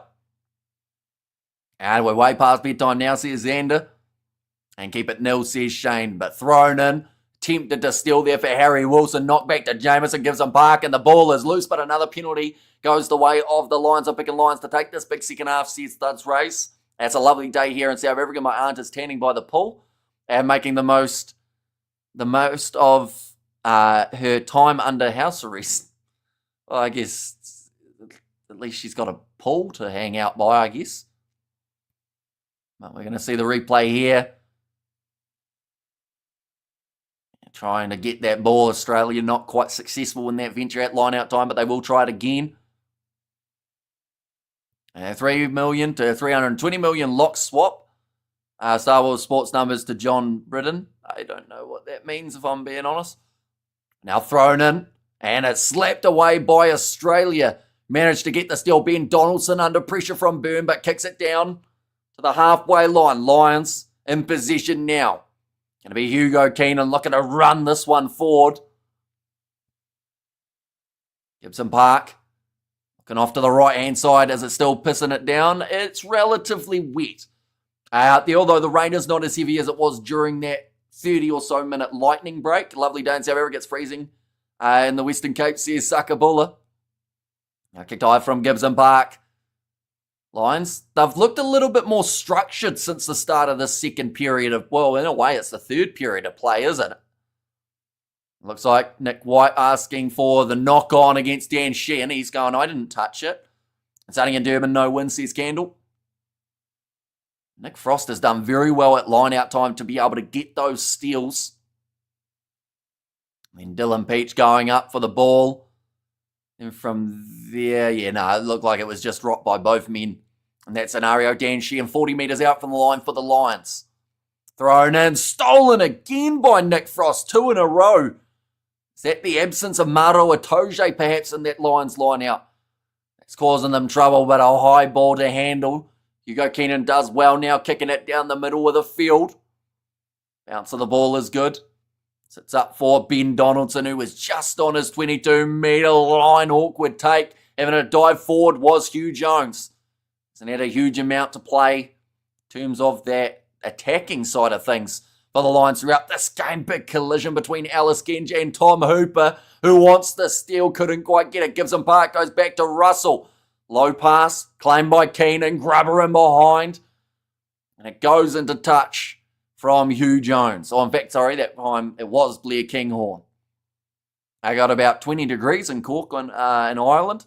And after last week, a good win today for the Wallabies will be Justice, and who thinks another try for Australia.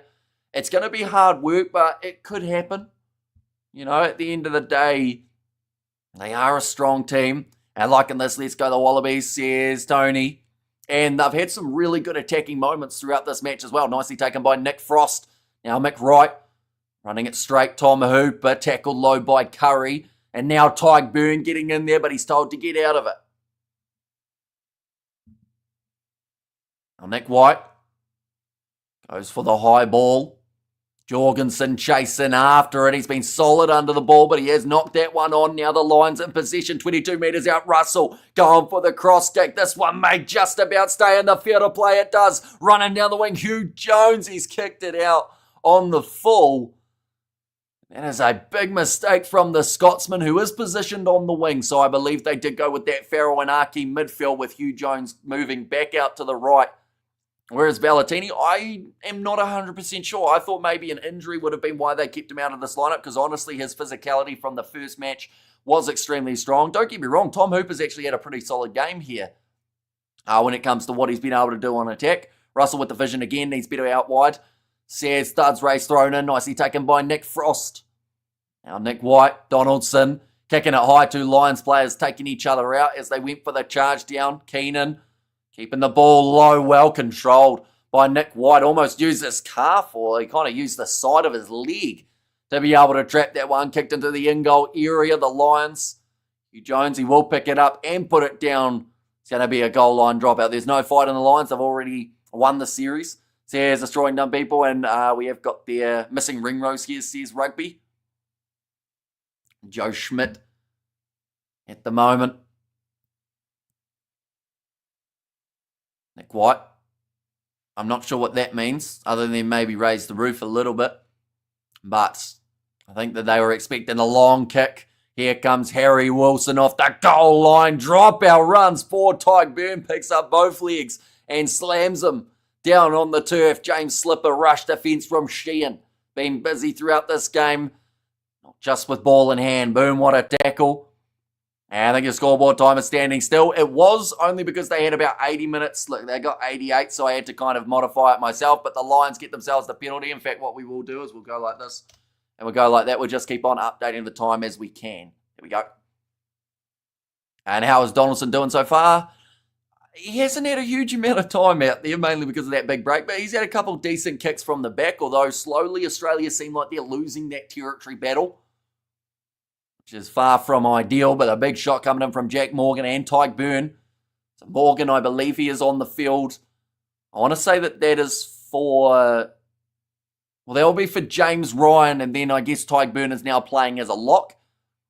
This was a deciding match. You'd have like 3K people watching at least, says Candlewax, and it would have been a really awkward time with that lightning strike to try and explain what was going on. But yeah, like it's still been, in my eyes, a very successful tour for the channel. At the end of the day, whether we were having 10 people watching or whether we had 1,000, or Will Skelton going straight through the middle, like you guys have been what has made this tour so special as well.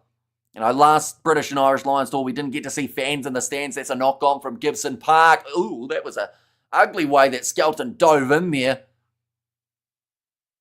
Bundyaki was about to help him out. Skelton looks like he's hurt himself, though, in the process.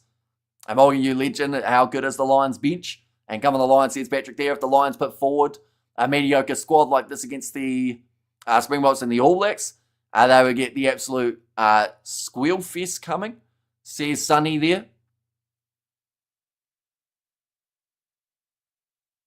Finn Russell just wiping their hands, trying to get that little bit less slipperiness. Skelton done his gassed out, says Rugby. Yeah, he didn't look flash when they went off the field initially.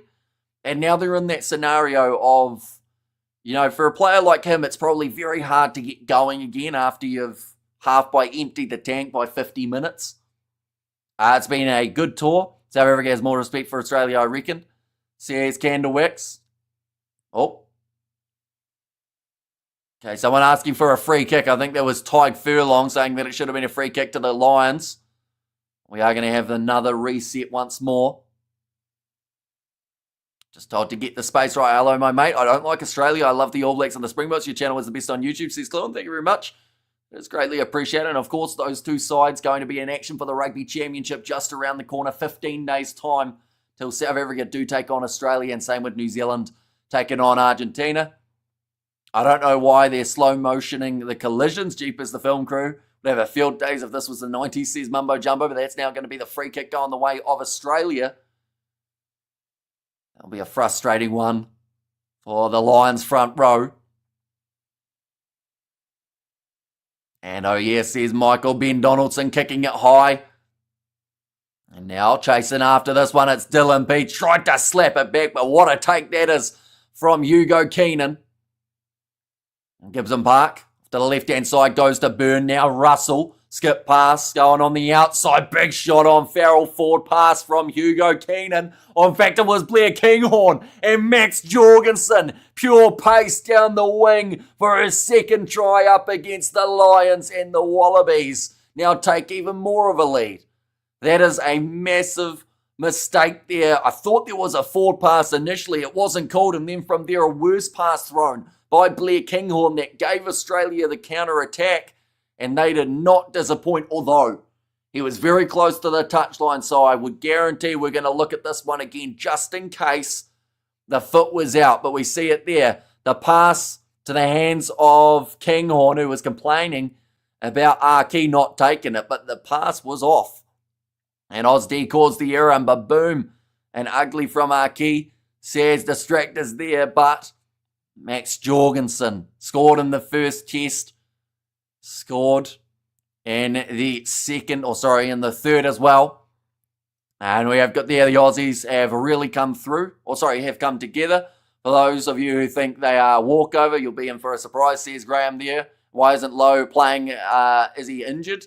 And Kinghorn useless on left wing. I'm not actually too sure about the reasoning behind why he's not out there, or James Lowe, or whether or not that was just the change that Joe Schmidt decided was the best choice. Boo, foot and touch, says Scott. And there as well, and a beer-hided trouser at the knee, bent over and howling beating, is what this weakest Lions team would receive from the box of the All Blacks. Or sadly, we don't know because they don't play them. But now, Harry Wilson drops the ball. The refs, okay, I thought for a second they weren't calling that a knock-on. But it will now be the scrum for the Lions, right in a good position on the field. Hamish, you think Aussie has earned respect, says Gandalf? I think the people watching the series from a neutral standpoint will appreciate that Australia were a lot more competitive in this series than they did expect. I think that some people, like, no matter how well Australia played here, we're still going to badmouth them and talk stick about them no matter how they did. And it's the sad reality. But, most people, I think, have appreciated that Australia didn't make this a walkover throughout any of the matches. They fought back in that first test. They were very competitive and all but won the second. And in the third match, they've once again got themselves a nice lead, but that was what they had in the second. Although as a leg injury, says Patrick. Okay, so that's why he is out for that one. Now going off to the right-hand side, Jamison Gibson Park goes to Farrell, trying to pop it in behind, and again a misread from the Lions attack, and now Australia survive another one. Ball's there, about 20 metres out from the line now. Nick White looking to the short side. In fact, he will instead give it off to Will Skelton to create a little bit of an angle. Skelton is a thug, okay? Says Mark Smith. And there should be, of course, 1-1, and actually the Wallabies probably deserve to have won this series, says Sunny Sky. At least I'll agree men from the north are not athletic at all. I don't think you can make that as an argument. I think that there's some absolute freaks of nature in this Lions side. Right, it's a good clearing kick from Nick White, who's trying to fire up his team. He wants his last game ever in a Wallabies kit to be a win. What's his crown next to my name? It's to do with XP, which is a thing that YouTube have in terms of the ones who comment the most. I think they get some sort of XP, but also because you donated. Oh, okay, Owen Farrell having a little bit of a chat there with Suaalii. Bit of finger wagging going on from both blokes. We have to wait and see whether they will collide. Owen Farrell might be lining him up with a little bit of an NRL-style tackle, but he's not careful. Okay, that looked like Farrell was actually just pointing at him going something like that with a smile. So I feel like maybe they both decided they got a bit carried away and now they just want to play. Low limped off last week. There's Patrick there. We're not looking at the weak Lions. We're looking at a vastly improved Aussie, and I'm a Brit. There's Graham. Yeah, I don't like that a lot of people straight away go, this must be a poor Lions side because Australia are winning. Oh no, something's being checked here. A TMO decision is coming in. I think it's the first TMO check that we've actually had of the game, isn't it? The question is, who is the player who will be in 22:04:23 seconds. That was my accent attempt. I don't even know if you guys will know what accent that was supposed to be, but we're going to see it here. Number 22. So that will either be Donaldson or Alex Mitchell. Oh, no, it might be a shot on number 22. Okay, we're going to see it now. So Nick White knocks it back.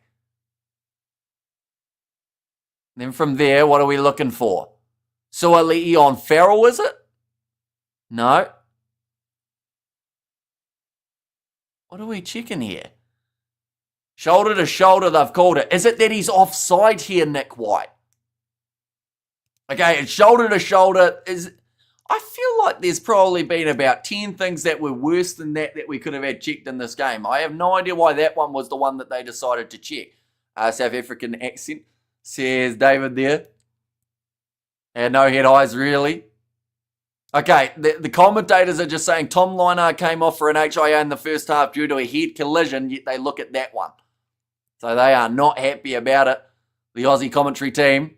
What the F was that? Yeah, I have no idea what they were looking for, whether or not there was like shoulder on shoulder, and then I don't know whether they were trying to say Nick White tackled him early or something, but either way, oh, that's a big shot on Daniela Tupou by Tom Curry, and he gives him the shove too. Now those two going back and forth. A lot of off-the-ball stuff happening at the moment between these two sides. Finn Russell puts up the high ball as Hugo Keenan chases after a big knock-on from Tom Wright.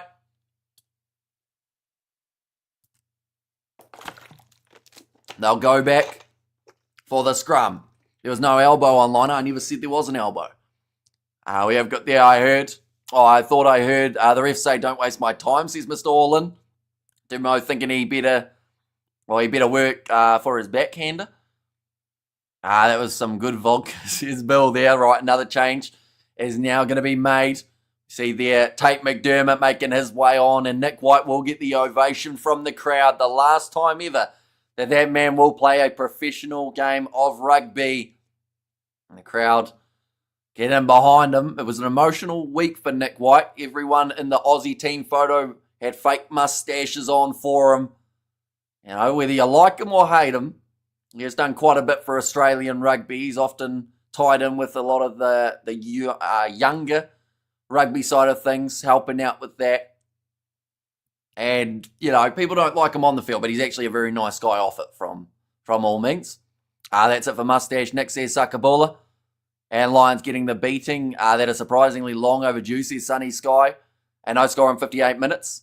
Says Jean Wright. Yeah, at the moment, that is the way that it sits for the Lions. 59 minutes gone, and they have not crossed that try line as of yet in this game. They've had 39% possession. That doesn't mean he has to shave his stash. No, I think he'll keep it around for a little bit longer. Gibson Park now. Big push there at scrum time, but it comes out on the side of the Lions. Finn Russell going for a kick. Bundyaki was in front. So it could have been the offside advantage. Very nice low kick from, I think it was Jorgensen there, but now around the halfway line, Finn Russell going up and under again. Hugo Keenan chasing after it. He's got a wide open play at it and he takes it beautifully. 20 metres out from the line. The ball is there for Gibson Park. Attack and run from Genge. Taniela Tupou looking for the steal, but loses his footing in the breakdown as he's cleaned out. Ollie Chesham told to get out of it there, Australia. Jack Morgan, Wales at the moment have 3 tries throughout this British and Irish Lions tour. He has one of them. Thomas Williams, the other 2. Can he perhaps make it 4 here for the Welsh? Getting on the ball. McWright told to get out of it. Well, listens very well to the referee. Ty Byrne trying to make his way through. Gibson Park pops it up to Curry again, inching closer to the try line. 8 metres out. Jack Conan, pick and go here. Taniela Tupou. Again, can't quite get the steal. He's retiring the stash that I've heard is legacy. Says Rugby Merlin. Yeah, although we mentioned it earlier on, he's not the only player who has dived yet. He's the only one who gets stick for it. That's going to be the penalty now. Going the way of Australia. The way of the Lions, I should say. Let's all agree to disagree. No, okay then, says Candlewicks. We want Whitey losing it with the chat. Says Jason. And I bet $950 on Australia. Says Ray there. Yeah, coming in as $3.50 underdogs at the start of this contest. They are currently favourites in this match, or at least they were when they were 8-0 down. So playing the 9, I think, is what the penalty is there. Yes, it is. Now Zayn Ungor making his way onto the field. That is for Taniela Tupou, who has played for 61 minutes in this game. Will that be where the physicality changes for the Australians? We saw what impact it was when Rob Bellatini made his way off the field in the last game. Could it be the exact same here? Now, it's going to be a quick tap taken by the Lions once more by the looks of it. Placing it down, Kelleher made his way on the field for Dan Sheehan, so a couple more switches happening here for the Lions. Kelleher within 2 metres. Australia having to defend, rush defence will be the aim for Australia, but that's only so easy to do when you're a couple inches out from your own try line. Jack Morgan with the pick and go. Little bit closer for the Welshman, just out up 1 metre short. Ball has to come back. Will Stewart. Looked like he was keen for the pick and go. He passes it across to Genge's English teammate. Now Gibson Park. Ball's there, that's playing the 9, although referee says play on. Hugo Keenan onto the ball. I don't think there was a clear release there from Fraser McWright, but Aussie desperately trying to stop a score, and it's happened now for the Lions. I think it was Jack Morgan underneath all of that, or was it Chisholm perhaps, who did get the try that gets the Lions back into this game. It's Jack Morgan, the Welshman. Gonna change that number from 3 to 4 for Welsh tries in this British and Irish Lions tour. He has now got 2 alongside Thomas Williams. And strong drive, says Mr. All-In. He just didn't want to go down, did he? Jack Morgan, nice work from Nika Amushakali to be able to see a grounding there too as he slipped around the side. Oh, Did he see a grounding that maybe didn't happen, though? That angle didn't make it look too flattering, but that one's going to go over for the kick too, and that will make the score 15 points to 7 now. With still another 15 minutes remaining. Get in, Jack Boyo. Says Rugby Merlin there. We're going to see the replay here. It is initially on an Aussie player's hand. But then from there... Oh. Okay, I think the more that they look at that one, the worse it kind of looks for Jack Morgan, but did all the hard work of getting over the try line. Receives a headbutt from Tom Curry. Very generous. Hamish, it's chess. Like the game of chess, not Chisholm. Says power by and uh-oh. Says missed all in. And check, says Studs Rays. Didn't check it, so we are back underway. Sitting 7 points to 15. Kick downfield from Finn Russell. TMO nice and quiet there. Needs to get his backhander payment. Says Mega. And quick conversion smart. Says missed all in. Now a step there from Finn Russell. Gets it off to Hugo Keenan. And that one does go just into touch, although it's kicked out on the full by Keenan. So now the Wallabies have themselves another line out. They need another try here because I don't think 8 points is anywhere near enough to feel comfortable in this game up against the British and Irish Lions. They have had bigger leads than this before in this tour, and they have gone on to lose those games, that being the Wallabies.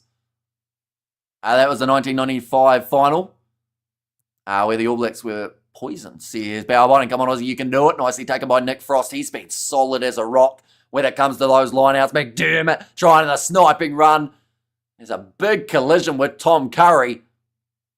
It's a little bit slower getting back up to his feet and has a deep breath there too. I think there might have been a little bit of head contact for Curry in that collision. But now attack and run from Leonard Kittel. Goes straight at Ollie Chisholm. Angus Bell does try the step. And his opposite number, Genge, takes him down. McDermott back across to Zayn Ungor, up to 7 phases here for the Wallabies, 15 metres out from the Lions line. Harry Wilson, the captain. Just know how much it would mean to him to be able to get a victory for the Australians in this British and Irish Lions tour. Take McDermott back across to Iketel once again. Now we have good there. Yes, take that, Aussies. Says Scott Bowian, come on Aussie, you can do it. Says I lollipop.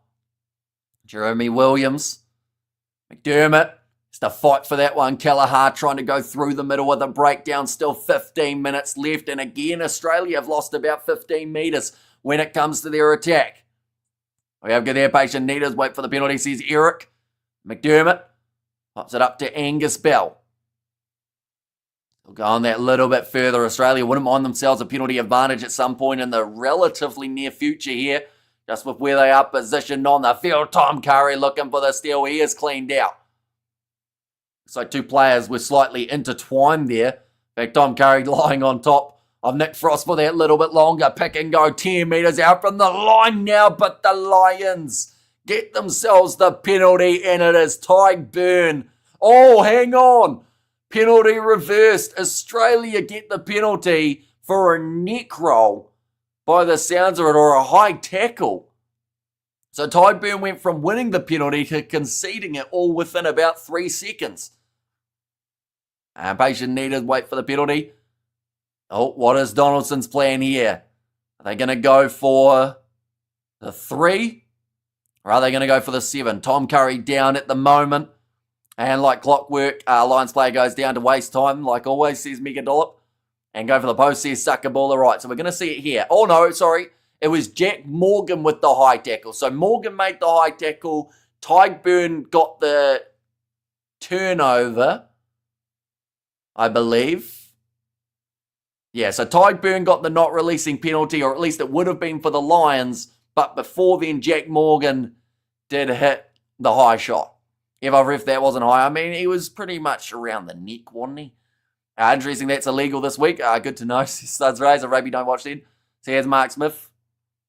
And also take the 3, says David. I think the Wallabies want the 7, I'll be honest. They don't seem like, with the Tom Curry injury, I would have thought if they were going for the 3, they would have gone for it by now. Feel sorry for the whinging Aussies. So we'll let them have one game. Says, Aussie, how very generous of you. We see there the game momentum. Australia, that first break after coming back from the lightning strike delay.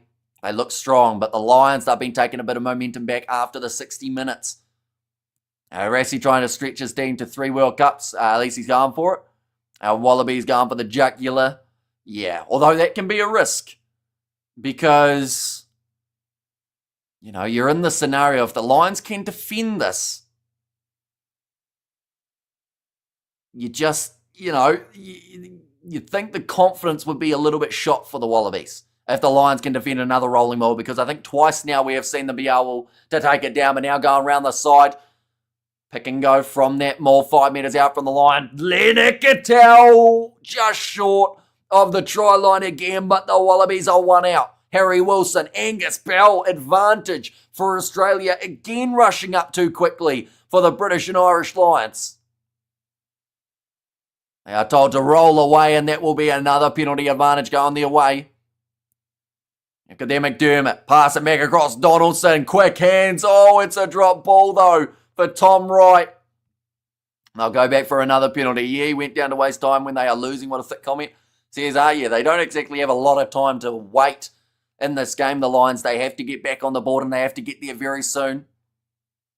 And we have got there, when you're in the lead, you take your 3 points. Says ANFG. It's going to be 2 penalties in a row. Knock on Lions. Ball can't go back, says Scott. And we've got their rugby FU. That's a bit aggressive, Mark, isn't it? What did rugby say, though? Oh, I'm listening, you cabbage. Okay, so he did start it a little bit, but then Mark said, hey, I'm going to ramp this up 300%. Oh, no, and he's still going. Settle down, Mark, please. We have got there, how many more games Schmidt coaching for? I think it's just the Rugby Championship in November, isn't it? Or is it not November? This one will hurt the Lions more than you. Actually, never mind. There's Candlewax. Now again, they have gone for the line out here, Australia, and just like that, 3 points wasted. Says David. Billy Pollard. Getting ready to throw this one in. Nicely taken. And rolling maul again. Trying to get this one moving. It's going towards the sideline. I don't know how long Australia can stay in the field of play for. So McDermott.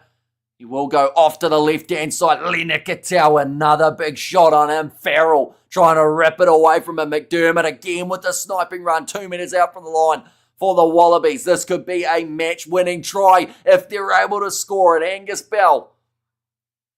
Couple meters out. Pick and go. Another penalty advantage against the Lions. Someone will be going to the bin, I would think, for the last 10. Donaldson, nice pick and go. Jorgensen offloads to Pete, who drops it.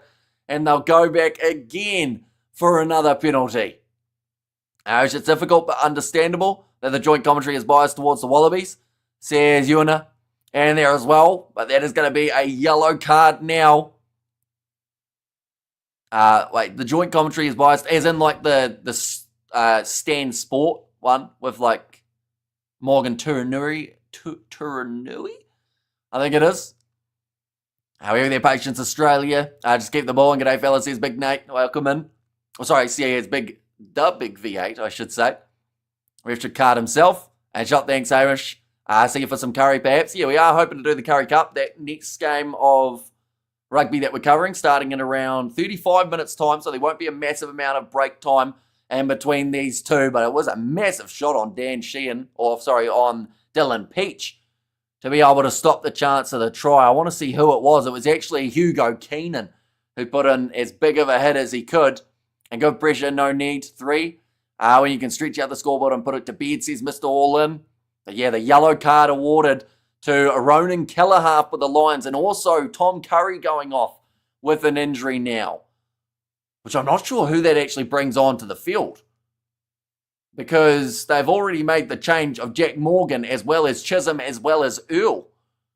So who is it that makes their way back out there? I'm looking around for the replacement. This is actually, so Dan Sheehan is going to be the man by the looks of it, who makes his way back on for the Lions. That's not exactly a bad option, but does that mean he can't be the hooker? Like Kelleher. Dan Sheehan comes on for Kelleher's injury. Kelleher's yellow card. I don't know who comes on for the injury of Tom Curry, though, because they might be playing with 13 here.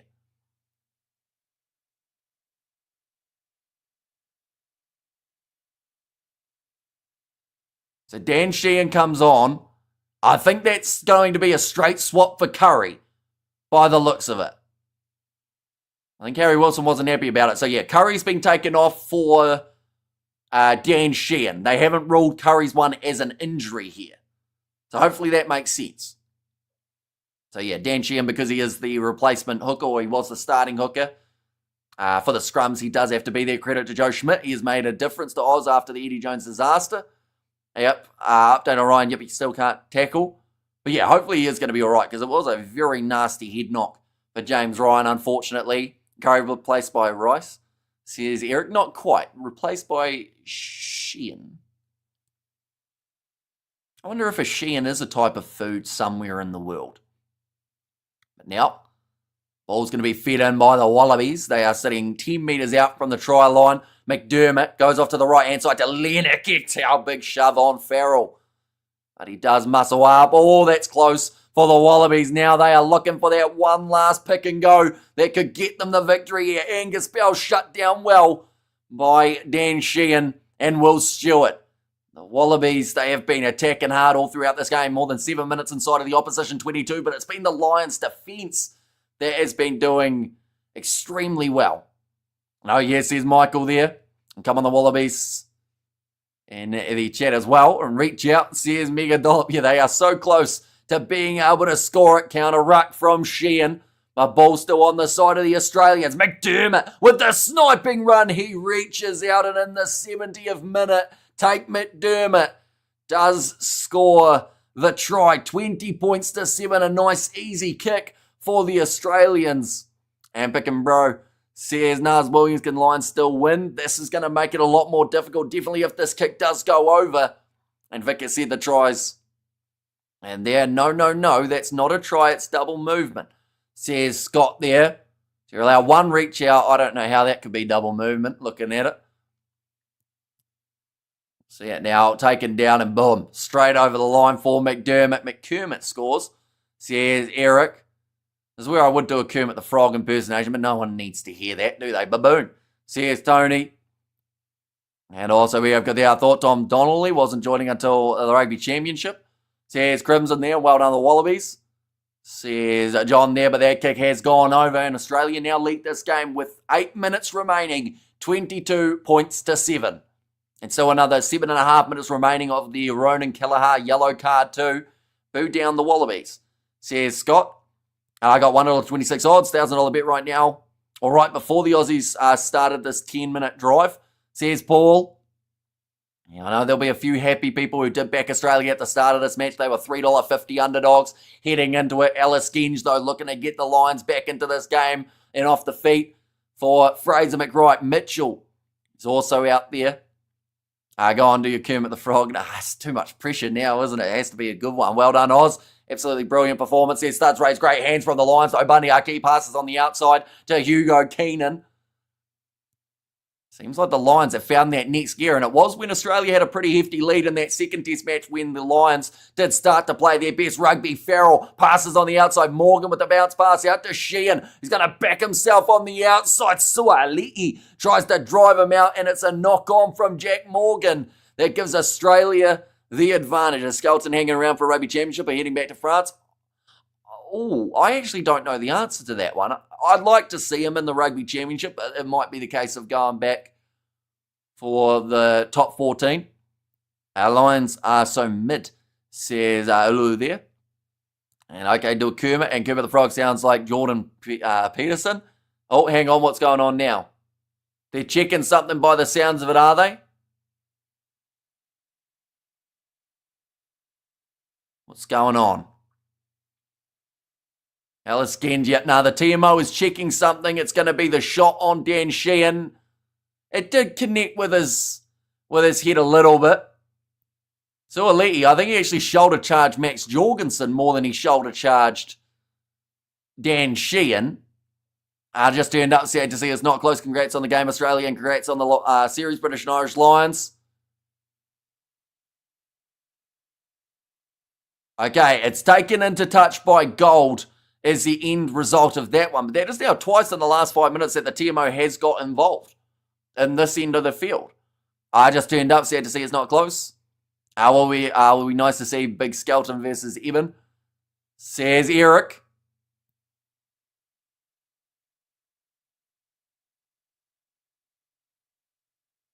Okay, there's no clear knock on by Jack Morgan, they have just said. So it is going to be a British and Irish Lions line out from 10 metres out from the line. In Australia, they will be motivated to be able to perform. It looked like they were a little bit confused in terms of how many numbers they should have, but it didn't matter because they stole the line out. Now, Tom Hooper, sitting about 10 metres out from their line. They called advantage, which affects the action from there. That's awful officiating, says Tony there. And who is the TMO? It is, I don't actually know who it is, but he's got a South African accent. But I'm not sure, maybe Van der Vesterhuizen? Or maybe Marius Jonker. Listening from Athens, great coverage. Thank you very much, greatly appreciated. And yeah, we are going to be back for the other matches that are taking place all throughout August. We've also got 2 more matches taking place later on tonight. It's going to be the Curry Cup games between the Bulls and the Sharks, and then also the Lions taking on the Western Province.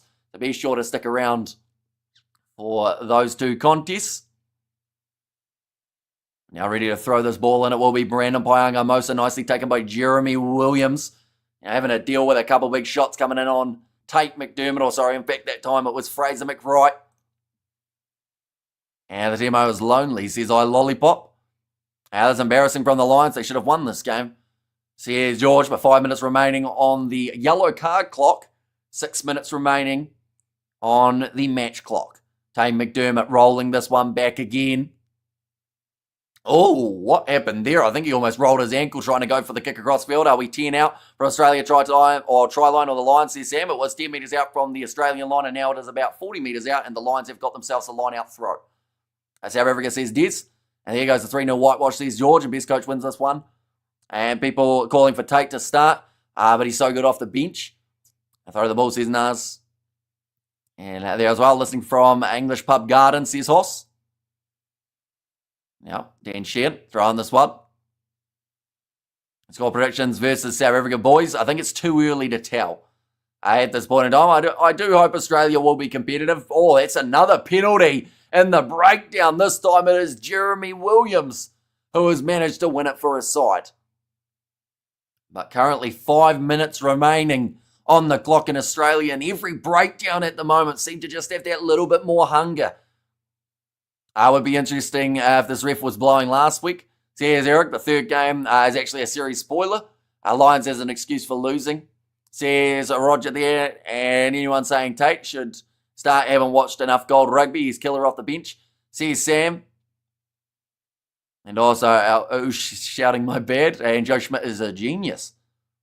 And also go you good things, says Max. Nick White, happy with that off the bench. Andrew Callaway, he's supposed to be making his way on as the number 23. He's still got his coat on. It doesn't look like he is actually going to be playing in this game. Now McDermott passes across to Len Iketel. Now currently down to the 4 minutes left on the clock. Respect for the Aussies for putting in a good shift this week, says Dylan. Australia being the better team today, says I Lollipop. And that's the thing, like I would say Australia's attack has been better, but I do think that the British and Irish Lions, you know, they have conceded a few tries, but I actually think their defence overall has been really strong. They've forced Australia back multiple times, but it's just been that discipline that let them down. Anyways, fellas, I got a jet. It's been a pleasure talking garbage. Thanks for the commentary. It was fantastic. Go to the ABC's Megan. And of course, their squad going to be announced on Monday. We'll be covering it on the channel. That one's out on the full from Australia. So the Lions will get themselves another opportunity. Oh, looks like the Lions have decided to take this one quickly. Finn Russell going for the chip in behind. Looks like it will be covered by Peach. Passes the ball back in field to Tom Wright.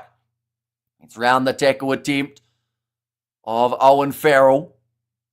McDermott back across now to Fraser McWright once more. Humble and win and lose, says Nigel. And Aussie done well today. You won the battle, but we won the war 2-1. Anyone know if Skelton's coming for the Rugby Championship? Not 100% sure, but I'd like to think that they'd announce their squad pretty soon after these matches have taken place. Now, big run from Ben Earl up the middle of the park, but they take him down again. And the last-ditch effort in defence from both of these sides has been thoroughly impressive. That looked a little bit high from Suaalii. Chisholm gets back to his feet, 35 metres out now from the Wallabies line. Now Finn Russell passes off to Benu, who breaks the line again. He's got the man with him, Tyke Byrne, who just fumbles the ball at the last moment. Tom right there. They'll go back for the line out. Looks like Suaalii may have knocked himself silly here with the shot that he just put in. I see the replay now. It's high.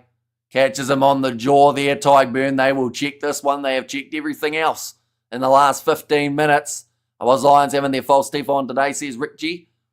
And also, this is the second Lion series I followed on your channel, says Suckabully. Yeah, definitely different to the first. First one, we had no fans in attendance for the games in South Africa, but they are checking this. This will probably be a yellow card to Joseph Suaalii, ladies and gentlemen. This will make the Bok Hungry so much more interesting. Hungry Aussie side. I'm going to see that collision there. Suaalii just going in a little bit too high.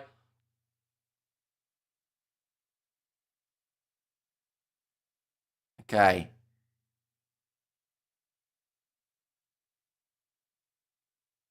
Wait, did they just say taken without the ball? You got the ball in hand, Tyke Byrne. Surely that wasn't what was said. I'm not happy, says Nika Amushikali.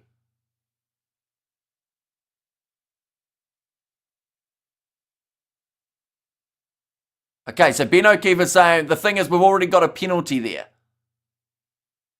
It's red if you're an All Blacks captain. I love the rugby, says Braxton. And there as well, Rugby Championship more important than this, boys. We deserve the series. It is what it is. Some good results in the Rugby Championship will set us up for 2027. Oh, okay, no, I know what they're looking at a little bit too. I think that it's the fact that there was already going to be the penalty against Ben Donaldson for taking Benu off the ball. It was pretty late. So either way, we're going to see at least a penalty here against the Australians. But it's just more of the question, is there going to be anything more for Joseph Suaalii? Or is it just going to be the yellow card? Or sorry, just going to be the penalty? Right, it's just going to be a penalty against Ben Donaldson for a tackle off the ball.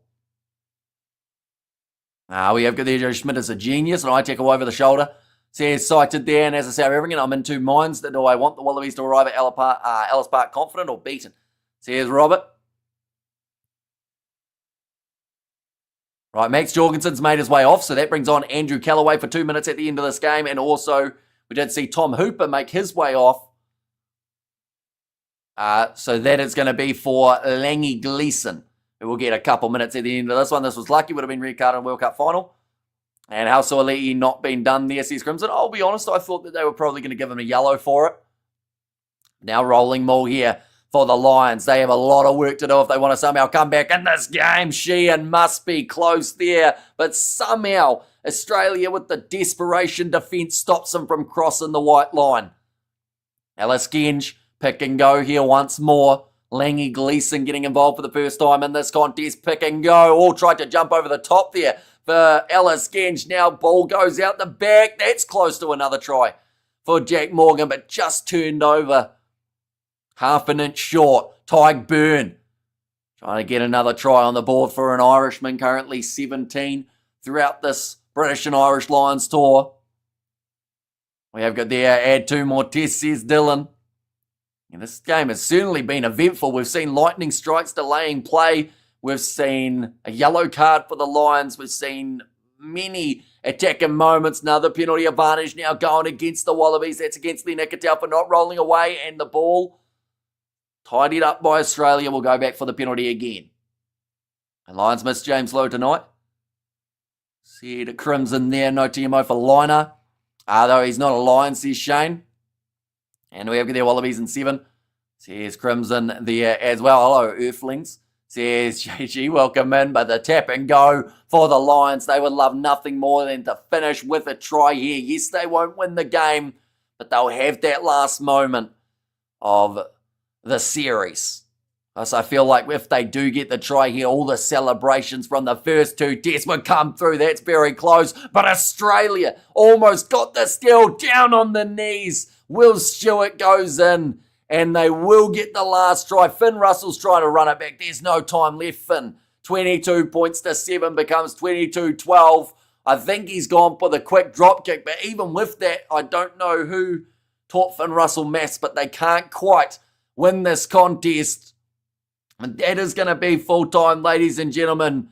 He did, I believe, get the kick over for the second try. They actually haven't awarded that try as of yet on the board.